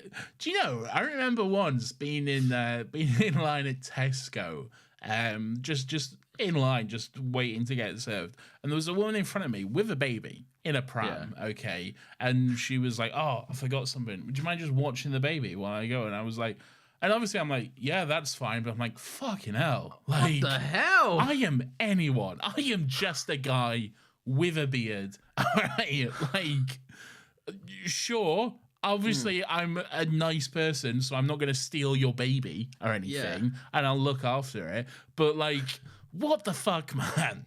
Yeah. And that what, is, like, and I get that sometimes you have to like just like fucking hell. I'm sure it's hard in the mum, and you have to go do all this stuff and everything. But like, even so, just insane to me. It's one of them things you can't speak to the experience. I'm sure Yeah. The average day is hard when you're lugging around a human. Yes. Right, with you. I'm sure that's hard. But, like... I wouldn't trust me. No, I don't. It's just a complete fucking stranger, aren't you? Yeah. Like, you could be anyone, like you said. And I am. I have a podcast. What does that tell you? And now you're talking about this. Exactly. I bet you didn't account for this. Insane. You should have got a name. Shamed on the show. Yeah. You should have And got that's why I bad hate mother. single mums, I say. Anyway, that's the end of Nathan's weekly segment, Why I Hate Single Mum. I'm in my pants. He's in his pants, he can't stop. So yeah, then if that wasn't bad enough, Smithy hands off his baby to a complete stranger, and then she goes, "Ah, you It's silly fine. She's boys." Annie Mabel. We trust Annie Mabel. Yeah, but he doesn't know that. Nah, it's All fine. right. He knows. He's seen come outside. Okay. That recontextualizes it, I suppose. The Cyberman confronts the Doctor as he's discovered George's name badge. I should have mentioned the Doctor finds a little secret portal. Oh, to the who Cyberman cares? ship. Who Yeah, cares? I know. The ship crashed centuries ago. It's gone into low power mode. This is something I do find somewhat interesting. All right. The ship crashed centuries ago. It went into low power mode with like 6 Cybermen left on board, and then the council has run cables right through the road just above the where the cyber ship is laying dormant. Yeah. Right, and they've gone, oh, a bit of power. We can take over the fucking universe with this, boys. Yeah. I do like the concept of Cybermen being limited by finite power resources. I think that's quite... It's more interesting than the episode does anything with. Yeah. But I like that concept. I think the Cybermen having to like pick and choose their targets. Yeah, And be a I'd bit like more it if the tactical. episode did anything with it. Yeah, same. Yeah. Be great if it was explored at all. Yeah, my note literally reads, is this interesting or am I being generous? You're being generous. Yeah. Anyway, the Doctor goes to them, listen, right, you know who I am, I'm the Doctor. You've got a choice, you can get deactivated or I can deactivate you, right? It's not really much of a choice. No, Same outcome for both of them. Yeah. And then Smithy runs in, I do like this, Smithy runs in guns blazing with a scan and shotgun. He's just picked up off the side as he's run in. And because earlier we saw him trying to play to the Doctor's strengths, be a bit wordy, be a bit flamboyant with your hand gestures, try and get some information out of people that way. Whereas now he's just doing the Doctor thing, which is run in, no plan, just complete bravado with confidence. And he cocks it up. Yeah, well, no, but in fairness, he does such a good job at it that the Cybermen go, fucking hell, clever Clogs, we're going to make you a cyber leader then. Okay, fair enough. So Yeah. I would say that's he wins and loses in massively. It backfires, but he kind of, yeah. He did the best he could have done, I think. Yeah. Anyway, then they try to turn him into a Cyberman, but he loves his son too much, so he doesn't become one. God, you breeze through so much. This is all right. I want to keep. Do you think there's some odd kind of like visuals when they're turning Smithy into the Cyberman? Yeah, his head is not there. Yeah, yeah, yeah, like with the heads and the mask and stuff and the helmet. Like I feel like they've made that helmet bigger than it should be, but then also not. Yeah, like I don't know. There's some weird sizing stuff going on. Well, look, with all respect, we're larger men. I can say this. Yeah. Right? I don't think Smithy's fitting in a normal Cyberman suit. I don't think he is either. Yeah. No. So they've done some breastplate extension. Yeah. They've kind of CGI'd his head back further than where it should be. Yeah. That cyber mask. I mean, be fair, that cyber mask isn't fitting anyone's normal head. No. It's only Paul Casey who can fit in it, and he's Ki-Adi-Mundi. Is he a Ki-Adi-Mundi? He's Ki-Adi-Mundi, yeah. How does he fit his big long head? Yeah, exactly. Yeah, it's in fairness, right? Again, this is no disrespect to James Corden, even though I'm sure he deserves some disrespect in some instances. But yeah, he's just too big of a boy. You can't fit in it. Yeah, it is what it is. That's why they're not also doing the snipping and cutting and the normal cyber conversion thing we normally see. Just take his brain. Yeah, just take his brain and hoy it in a thing. That's what they normally do. Yeah, just throw it in there. Just take his brain. Then I'd have to deal with this. Yeah. You know? There is a fun moment. The Doctor, again, this is lazy writing. I'm always going to call it out. The Doctor throws the Cybermat, and then he goes, "It's all right, Craig. I've reprogrammed it, so now it's going to stop the Cybermen." And the Cybermen go, "Oh, cheers for letting us know." Let's just stamp on it. Cheers, good one, Doctor. Now this is the shit that fucking I find really lazy, right? The Cybermen suddenly can't convert people if they have strong enough convictions, according to the Doctor, right? So the cyber helmet closes on Craig. There's a lot less snipping and cutting. There is a fun frame where Craig is still wearing his blue checkered shirt, and he's just got a cyber helmet on over the top. I was looking up who is Ki-Adi-Mundi. It's not Paul Casey, sorry. It's Silas Carson. So oh, okay. Is that still the same guy? No, it's not the same guy. No. But I think Silas Carson has also been in Doctor Who as well, though. Silas Carson is the voice of the Ood. Ah, okay. Yeah. So your song is ending or something. So, yeah, so there you go. They're always that's up to Ood that. Sigma, which may also be the same voice. I don't know. I can't remember. I'm Ood Beta. Nathan is Ood Rizzler. I'm Ood Skibbity Toilet. No. Whatever that means. Oh, God. So anyway, suddenly the Cybermen are like, what is this noise we've detected? We've detected a noise. What is this noise?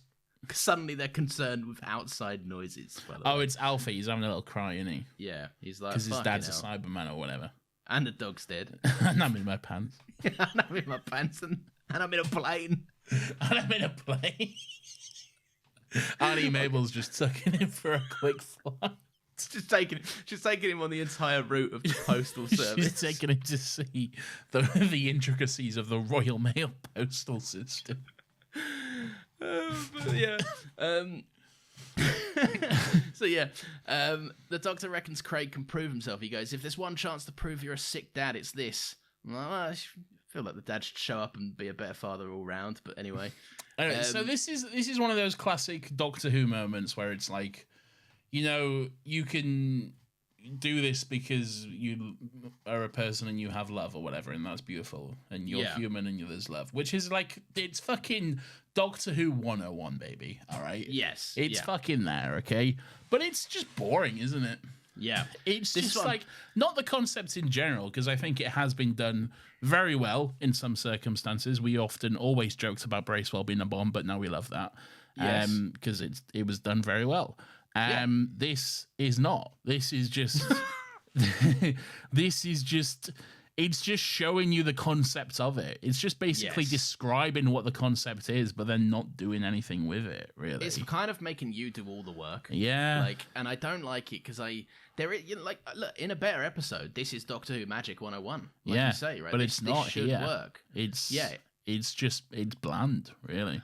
I think it's because it asks me to stretch credulity a few too many times. Like I've even put down in my note, I buy the concepts that because they were low on power, the conversion is like having a harder time, and so there's more of a window for it to go wrong.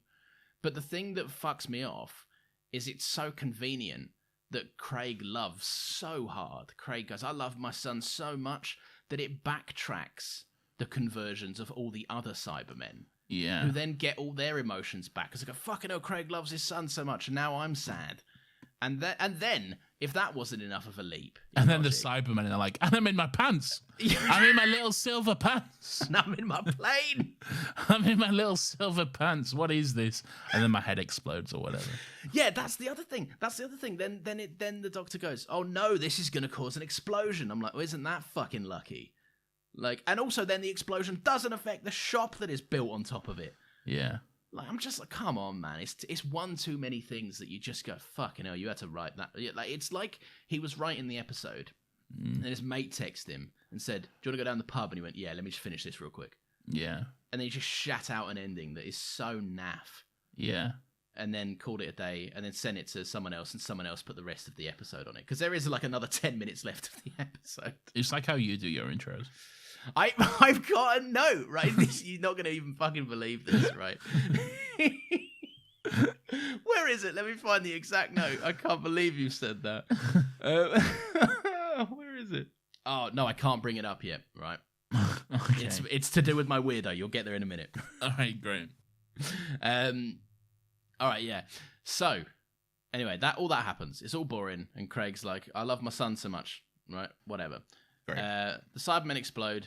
No consequences there. The Doctor goes, oh, that ship will stay there, I reckon. Fine, leave it there. Not a problem. The Doctor runs off, right? They go back to Auntie Mabel. They get the dog, the plane, and the son. And then they have the final they're gay joke. Yeah. Where she's like, it's good that you two have come back together after your argument. And Craig's like, we're not gay. Fuck off. And then the Doctor disappears. He Batmans, right? He literally just disappears into thin air, and he's run home to Craig's house, and he's put some ugly pop art on the wall of him and Sophie. I think they would have already had that. No, because he even looks at it and he's like, oh, unless I missaw it. I don't know. I think I think they would have already had that. He hasn't just made a new artwork of them. Well, you don't know. He's got all the time and space, hasn't he? He's went back and got well, he doesn't. He only has so long. Yeah, but he still went and got the window fixed. He could have... It's a lengthy job, isn't it? He might have painted it himself. Why are you doing this? I don't know. Who cares? Yeah, so this is all boring. The Sophie comes home and the baby's first words are the Doctor. Yeah. And she's like, that's nuts. She comes home and they're not in their pants. Yeah, they're not. She goes, I was expecting everyone to be in their pants. Yeah, but they all managed to... It was all cleaned up before Mum came home. So yeah. Mum's none the wiser. Like every Phineas and Ferb episode ever. Exactly. Meanwhile, Candace is in the corner just pulling her hair. Just seething away. And my fucking platypus is a spy or something. So yeah, the Doctor goes up to the TARDIS, right? And I have to be careful about how much I can say about this because there's some weirdo shenanigans here. The Doctor goes up to the TARDIS and he kind of pats the TARDIS and goes, one last trip, eh? Wait, but before he goes, before he says goodbye, Craig gives him a hat. Sorry, you're absolutely right. Yeah, we get the origins of the Stetson. I think I like it less now. Yeah, I think I do too. Now that it comes from Craig. I like the Stetson. Yeah. He says it was on Dino or Chinese Alan's stag do or something. He says, doesn't he? Chinese Alan's stag do. I think he just said Mike. No, but I did the Kevin and Stacey joke. Yeah, I know. Okay. Thought you just thought I was being really weird then. It was for a Chinese. He gets the blue envelopes as well. He does. I really don't need the origin of this stuff. Like, No, I don't either, yeah. It's so just on the nose and so just, he's going to do the thing. He's like, Yeah. I get it though. And of all of time and space, if you're going to give an origin, like, couldn't the cowboy hat have been a cowboy's hat? Yeah. Why make not it... Craig's? No. It's so much less interesting now. Like I say, I'm not even just saying it to be a snob about James Corden or whatever. Like, it is just less interesting. It is just. Before, I liked the idea of the Doctor being in America, like in the wild, or what was the Wild West, and finding. He goes and gets Arthur's hat. Yeah, he goes and gets Arthur's hat from his grave. But yeah, no, he just got it from some English bloke who got it from like fucking Smith's Toy Superstore for a stag do. Is it the same hat as well? It looks cheaper and shitter. I don't fucking know, man. Yeah. Again, who cares? Yeah, to be honest. I don't care. Anyway, yeah. So he's on his way and he gets accosted by some little children. Yeah, they all kind of turn dramatically because they understand they're in a poignant episode of Doctor Who. Yeah, and they have 3 dramatic quotes about there's like voiceovers of the children as they're older, giving their thoughts on the interaction. And who's asked them, by the way? I don't know, someone. And also their photos are just like screen caps from the episode as well. But all right.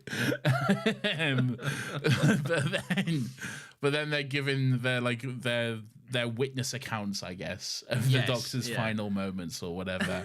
And like one of them saying, he seemed really nice or whatever. I thought he was a cowboy on his way to a gunfight. And the last one is just, I really liked his hat. Fucking amazing. What a great witness account. Thanks, love. That's really gonna fucking help us nail this guy down. I tell you what, case closed. We fucking got him, boys. I was hoping you wouldn't remember because you had no notes. We'll talk about this in a minute. How can I forget, Lawrence? I know. Yeah. So anyway, who's finding out about these witness accounts, Nathan? What's going River, on? sexy River. She's here. Sexy River. Woof woof. I tell you what, woof woof indeed. Yeah, barking away. Yeah. What's her name? I've put Madam something. Madam Kavarian. Genuinely quite a scary shot of her face just illuminated in a shroud of darkness. Yeah. Like when she's like, "Hello, I'm here," and I'm like, "Oh fucking hell." Yeah. That is a bit spooky. She says to River, don't try and remember who I am or whatever. Like, we've been quite careful and selective about what we've let you remember. And then there's a couple of silence boys behind her, the muscle.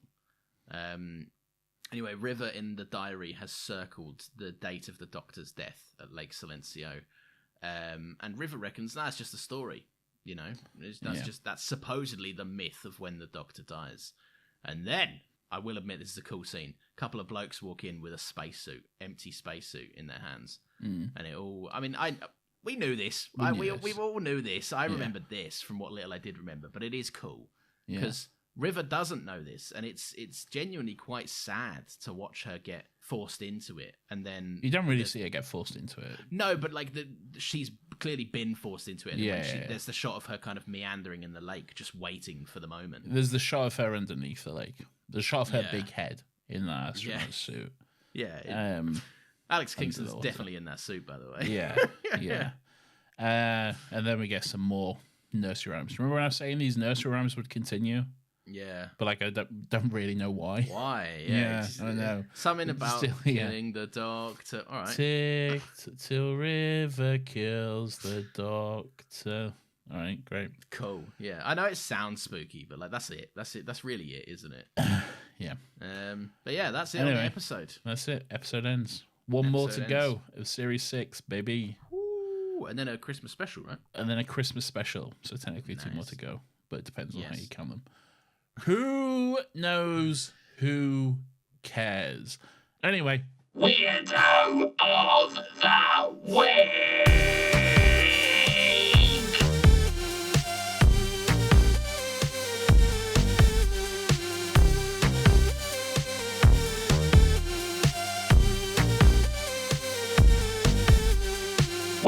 This is everyone's favourite segment of the show where we get... What are you doing? I'm fluffing up my beard a little fondling bit. your beard. No, but it's fucking big, isn't it? Like, Yeah, it is. Stop fondling your beard, okay? This is everyone's favourite section of the show where we get to take a chance to look back and reflect on some of the weird and wonderful and grubby little characters who come across our screens each and every week. Lawrence, who's yours? Is it the little girl who liked his hat? Yes, it is. Yeah, Okay. and yeah, it's a fucking ridiculous sequence because you've already articulated what happens. It's these two kind of not so poignant, but like kind of dramatic things to say. Yeah. Right. It's very like you say, the kid goes like, I thought he was here to help, or like I thought he was off to a gunfight. Right. Kind of interesting. The other one, arguably the best one, says like he looks so happy yet somehow so sad, and it's paired with a nice shot of Matt Smith acting accordingly, and it looks good. Yeah. And then it's just the third one because I really liked his hat, and there's something about the delivery and the fact that the shot they chose of the girl is just staring blankly into the middle distance. It reminds me of a TikTok I saw recently, which I really enjoyed. It's like, it's basically the difference between girl dogs and boy dogs. And like girl dogs, like it's like a sound clip from like, I think it's from like American Dad or Family Guy or something. Let me just play it basically. This is the difference between girl dogs and boy dogs. Hold on. Dug the bullets out of that Iraqi family's skulls so they couldn't be traced back to us. Today I saw a balloon. Dug the bullets.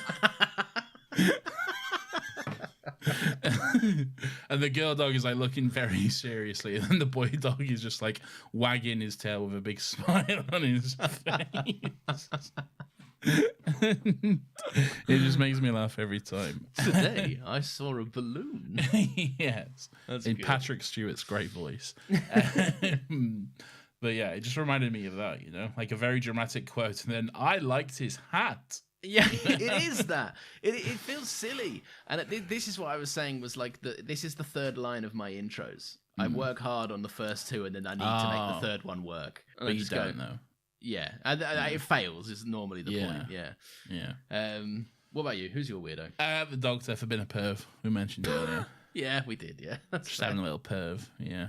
Bit odd. He is. Yeah. Yeah. Nathan, I don't know if you're aware of this, but it's still got thoughts. It's the time of the What? show. I know. It's the time of the show where the audience get to have their say, and what happens is Nathan tweets out a post, lets everyone know what episode we are recording and when, and then our lovely loyal listeners send in their thoughts, and we get to read some of them out. Nathan, what is going on in the land of the emails? I'll tell you now. We got a few emails. Catherine read out the tweets last week, and she did a much better job than you ever did. I don't know how I can mess up reading a tweet. Well, you can, and you did. Okay, good. This email comes from Ari Masters, who says, "Still got thoughts? Linguistic question." Ooh, Hey okay. guys, thanks for getting to the bottom of the sexy rodent men conundrum.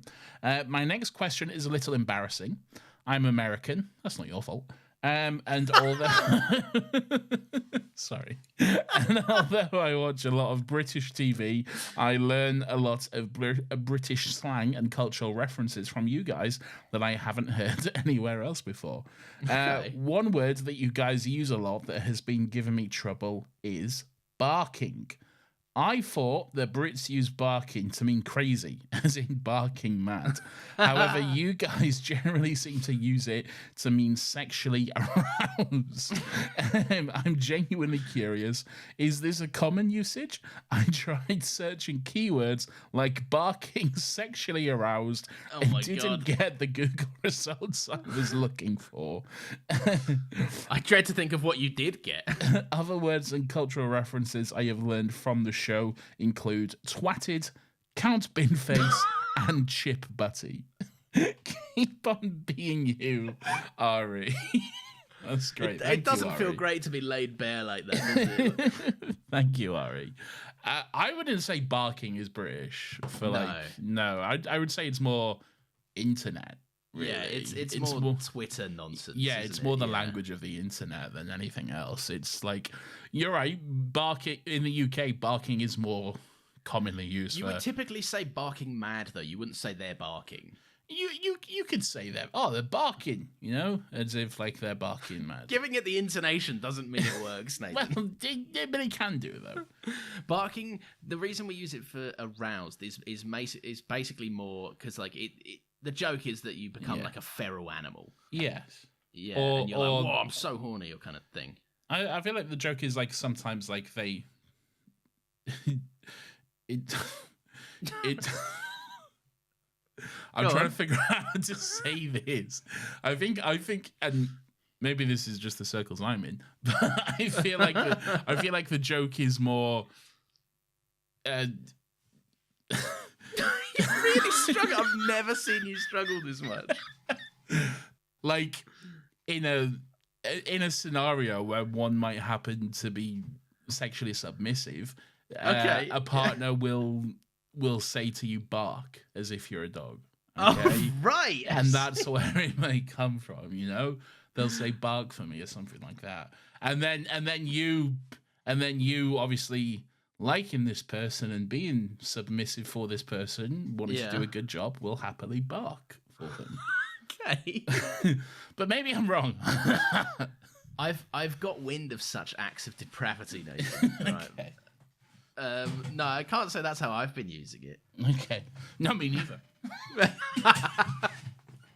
Twatted. Is that common British? I feel like we say it. I'd say it's common. Yeah. Well, it's one of those things. It's like it's not common, but I think everyone knows it. Yeah. That can be used in a few ways. That can be get drunk or you get hit. Yeah. Yeah, well, like you can get the beautiful drunk. thing about British is that in terms of our like Britishisms and British linguistics and that kind of stuff, we can take any word that ends with ed and use it to describe being drunk. Yeah, it works with anything. I was fucking water bottled last night. I was trolleyed. Yeah, I was absolutely bus stopped. It works with anything, you know. What was the other one? Chip butty. That's its own debate. We used to say sourced a lot at uni. We did say sauced, didn't we? Yeah, we got absolutely sauced. Sauced up. Yeah.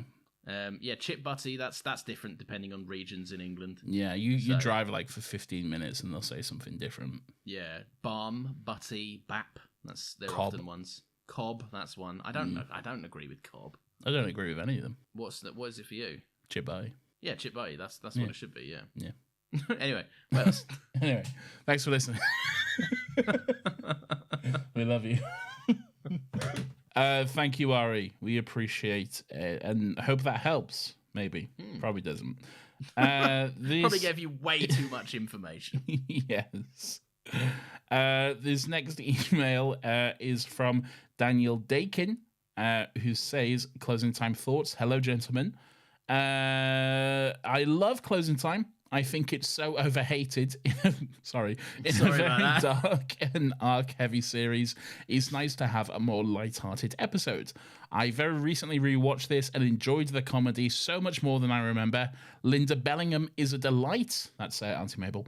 Matt Smith has an absolutely brilliant rapport with children. He does. To be fair, we didn't really mention that. Love the scenes where he's working in the shop. What's good is that we have this rest from a very dark series, but they lead us nicely into the finale with the every ending and the Doctor taking the blue envelopes.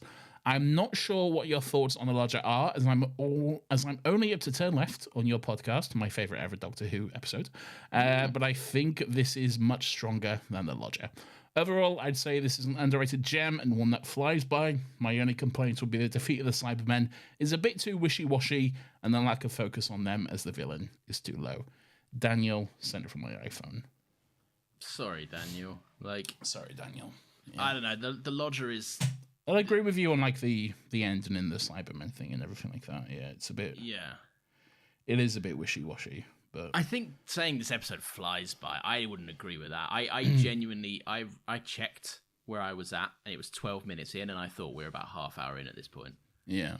It was 12 minutes into the episode, I was like, fucking hell. Yeah, I did that during the recording.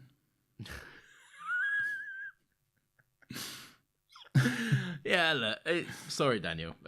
For me, the Lodger is a lot better than this, and the Lodger's not brilliant. It's just fine. You loved the Lodger. You were the Lodger's biggest fan. No, I don't know if that's true. I just think you was. had more You interesting ideas than this. You said it does. was a certified banger. Okay. Okay, all right, good. Yeah. I think there's a record to show I didn't. Fine. Well, we'll see. We'll never know. Okay, so this next email comes from Edward Alsop, who says, closing time, brackets, Cum City Part 8. Hey, guys, apologies for missing last week. I know you'll have been holding your breath for who the cum person will be. I've been working away for the last few weeks. Everything in the room is made from the cum. So as you know, Lawrence, Ed writes in every week and let us know who the cum person is. They've been doing this since the infamous cum saga. It's the highlight of my week. I'm always holding my breath. It's great. It's a lot of fun. For this week, I would love for James Corden to be the cum this episode. However, I'm going to say that it is Auntie Mabel from Come Outside is the designated cum person Literally this week. come outside. There you go. The real Auntie Mabel is off jet setting with Pippin while the cum version is off working. So there you go.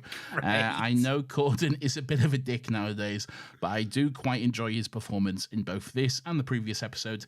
He's still the weirdo for seemingly legitimately going along with the Doctor's declaration of love. Did he not see the lighting change or the fact that behind the Doctor is no longer a lift? Anyway, keep up the good work, guys. FYI, that's a whole lot of X-Men. It certainly is. Edward said from my work laptop in Malaysia. Don't get fired. Stop saying these words on work laptops. Please. If anyone listens to this, please. You'll be fine. I really don't need like an excerpt of this podcast played at someone's work HR trial or whatever. Well, maybe it'll be coming up. No, I won't. Oh, yeah. Who knows? Good. I'm glad. I hate the concepts of Auntie Mabel being a cum person. That makes all of my childhood memories go out the bin. Yeah, I don't like that at all, frankly. Yeah. No. Should have been James Corden. Should have been, yeah. Yeah. That's it, isn't it? Is it tweets time? It's tweets time. All right, don't hold it against me, but I've got 4. Wow. I know, sorry, but we did skip through the episode, so I feel like we've earned 4. Well, I'll be the judge of that. Okay. You say that, we're almost at fucking 2 hours, all right? Yeah, I know, but most of that is us nonsensing at the beginning. Okay. This tweet comes from Joshua Broadhurst. Goodness. Joshua Broadhurst? Yes, stop it. I Just let me hardly do know. this. Good. That doesn't even work. I know. Goodness, we were on a roll, weren't we? It physically pains me to watch this episode. Some of Matt's silliness is okay, but another example of the show underutilizing the Cybermen, just bad. There you go. So, yeah, I wouldn't disagree with that. This one's from Bird's Eye View VT. Ooh, they got featured last week. Double feature. You'd know that if you listened to the episode. Stop doing that today. Right? I can't hear the title without thinking of the Cranberries song. I wanted your opinion on this. The Cranberries song? It's not Cranberries. It is Semisonic. Yes, it is. Yeah. I know who. Let me search Cranberries closing time. I purposely didn't because I didn't know if you knew about this. Cranberries close. Nothing's coming up. Yeah. So I feel Bird's Eye View VT that you've made a slight error. yeah, I think you have to. Yeah, nothing comes up for Cranberries closing time. There's also not a single other iconic song about closing time that isn't closing time. It's closing time. Yeah, it's Semisonic. Yeah, I listened to it earlier.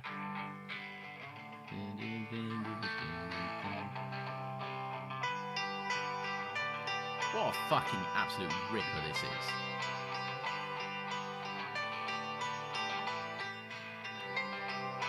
Closing time. Anyway, there's that copyright claim. Yeah, let us know if that's the one you meant. If it's not, please correct us. Tell us what Cranberry song we're not knowing about. Yeah. Anyway, I can't hear the title without thinking of the Cranberry song, but I liked this episode. This gave us a different take on the Doctor's farewell tour, and I loved it. Plus, nothing will ever top Stormageddon Dark Lord of all. I disagree. Also, I liked the Cybermat.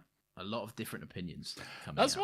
why I like. I love Doctor Who because it does bring in an array of different opinions. We can be Yeah. like, yeah, this was pretty shit, but then others are like, oh, this is amazing. This is like fucking great. And like, that's pretty cool. That's pretty is cool cool. that Well, people can watch and get different things out of that, and I love that, Yeah. quite frankly. I do. I think because a lot of Doctor Who can be enjoyed for dumb fun, and some people have different ideas of what dumb fun is. Yeah. And that is fun. Dumb fun, if you will. R.A. Masters, Nathan. I just read out their email. I know. This is naughty. A double feature. This is naughty. Right? Oh. Everyone knows the rules. Don't play the You system. get one, like that. okay? Yeah. Don't play the system like this. This is. But in fact, no. This one. In the bin. I'm not going to roll it back. You know what you did. No, go on. You can do it. No, I will. I did roll it back. I roll it back because this is a very good tweet as well. In this episode, the Doctor hangs out with a whiny little baby and also Alfie.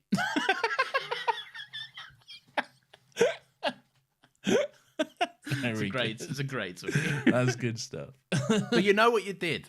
You know what you did, okay? You can't trick us like this. We don't check. We don't check with each other, okay? Don't try and play us like that again, Ari Masters. All right. You're on thin ice now. That's it. You're banned for like 2 weeks now, okay?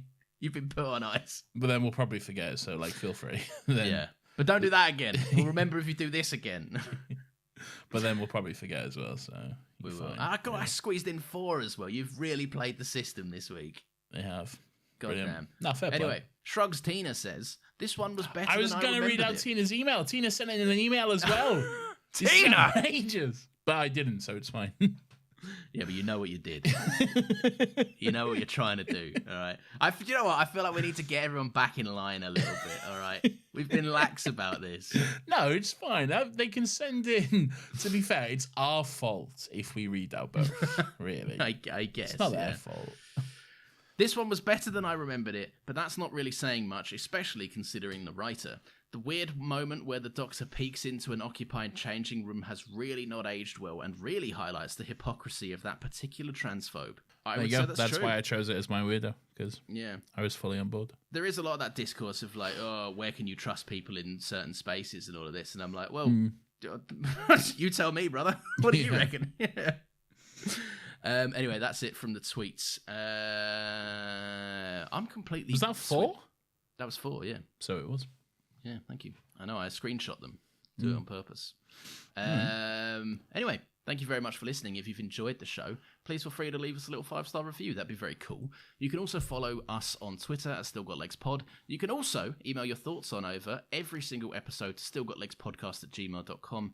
And as we mentioned at the start of the episode, we have a Discord server as well. Link to join that is in the show notes. A lot of fun stuff happening over there. We have fun little conversations, but this week we had a little event. We had a little movie night. It was a good time. We watched Hot Fuzz. We had a movie night. It was good fun. We'll maybe doing more. Well, we will be doing more in the future. So if you want to join us for a movie night, come on down. I at first, I've never done a movie night like that, right? Like hosted or been a part of, and I was like, this sounds like a horrible way to watch a movie, but I'll show up. Yeah, it's it's my podcast as well. I guess I'll show up. Lawrence hates interacting with the Discord, by the way, if you can't tell. No, but the thing is, I use Discord for work, so I try not to be on it. Right? Like I try when I'm not working, I really try not to be on Discord because it just drains me. Okay. So it's hard, all right. All right. I know because you specifically said to me, like when I told you about the movie night, you said, "Yeah, I'll join it for a little while. I won't be there for the whole thing though, so we'll see how it goes." But then you got clearly too engrossed in the movie and just I can't switch off halfway through Hot Fuzz. You stayed for the whole thing. It was good fun though. We had a good time. It was a good laugh. Also, just nice to chat with people. We normally are just kind of used to reading out or chatting through screens. It's good to have a little chat every once in a while. Also, a massive thank you and shout out to Nina for managing our short form content, all the TikToks and reels that she makes. Incredible work. And also thank you to Piers for being the Discord sheriff. He lays the law down for us, which is nice and handy. And the podcast would be in a shambles without both of their contributions, so it's much appreciated. And if you feel so inclined, we do have a Ko-Fi link in the show notes if you want to help us out with the running of both of these shows. Again, no pressure. Everyone is still always welcome to enjoy these episodes for free forever. And speaking of both shows, Nathan... No. Can you not just take a fucking look at me and see that I have something to say and not brush on through to your next thing, okay? Can you not see me going... I thought you were gearing up. I thought you were getting ready for the No, both shows. no, prompt. can you just fucking wait, you idiot? Okay? All right, what? What do you want? Yes, and I would also like to say another thank you to Nina, who donated to the Ko-Fi this week. Again, Ooh. Nina, stop, okay? You don't need to This do really that. needs to be the reverse, all right? Yeah, we appreciate it very much. Thank you. We appreciate anyone donating to the Ko-Fi. Thank you so much. Again, not needed though, but thank you. Yeah. It is very, very generous and very kind. Mm-hmm. And speaking of both shows, Nathan, because that's what I was saying, Yes. we have another podcast as well, don't we? Yes, we do, Lawrence. It's called Another Happy Pod. It's our pop culture podcast where every week we watch something in the realm of pop culture, be it a movie, a TV show, a video game, or an X-Men movie. We'll get to it. And this week we're going to be taking a look. Well, last week we watched a bad one, which was Wolverine. And next week we're watching a good one, which is First Class. But we're going to be doing so with friends of the show, Brian. Well, friend of the show, Brian, and his friend. No, sorry. Fuck, I do this all the time. Friend of the show, David, and his friend, Brian, from the Talking Pictures podcast, who will be joining us to discuss X-Men First Class. We'll get him by the end. Brian will be a friend of the show by the Yes, end. All yes. right. Brian will be a friend of the show, a true friend of the podcast. Yes. He'll be converted. He'll be a Still Got Legs listener. He'll get our merch. We don't have merch. He'll make the merch. We don't have any merch. Yeah, it's going to be a good time. Go over there and have a little listen, or don't. It's so much X-Men. We completely understand. It's a If lot of that's- X-Men. Yeah, that's not. But if you your like jam. X-Men, big week. Yeah, it's fucking incredible couple of Yeah. months for you. Yeah. Thank you very much for listening. We will see you next Monday at 10 a.m. Stay cool, stay groovy, Nathan. Okay. Bye, everyone. Love you.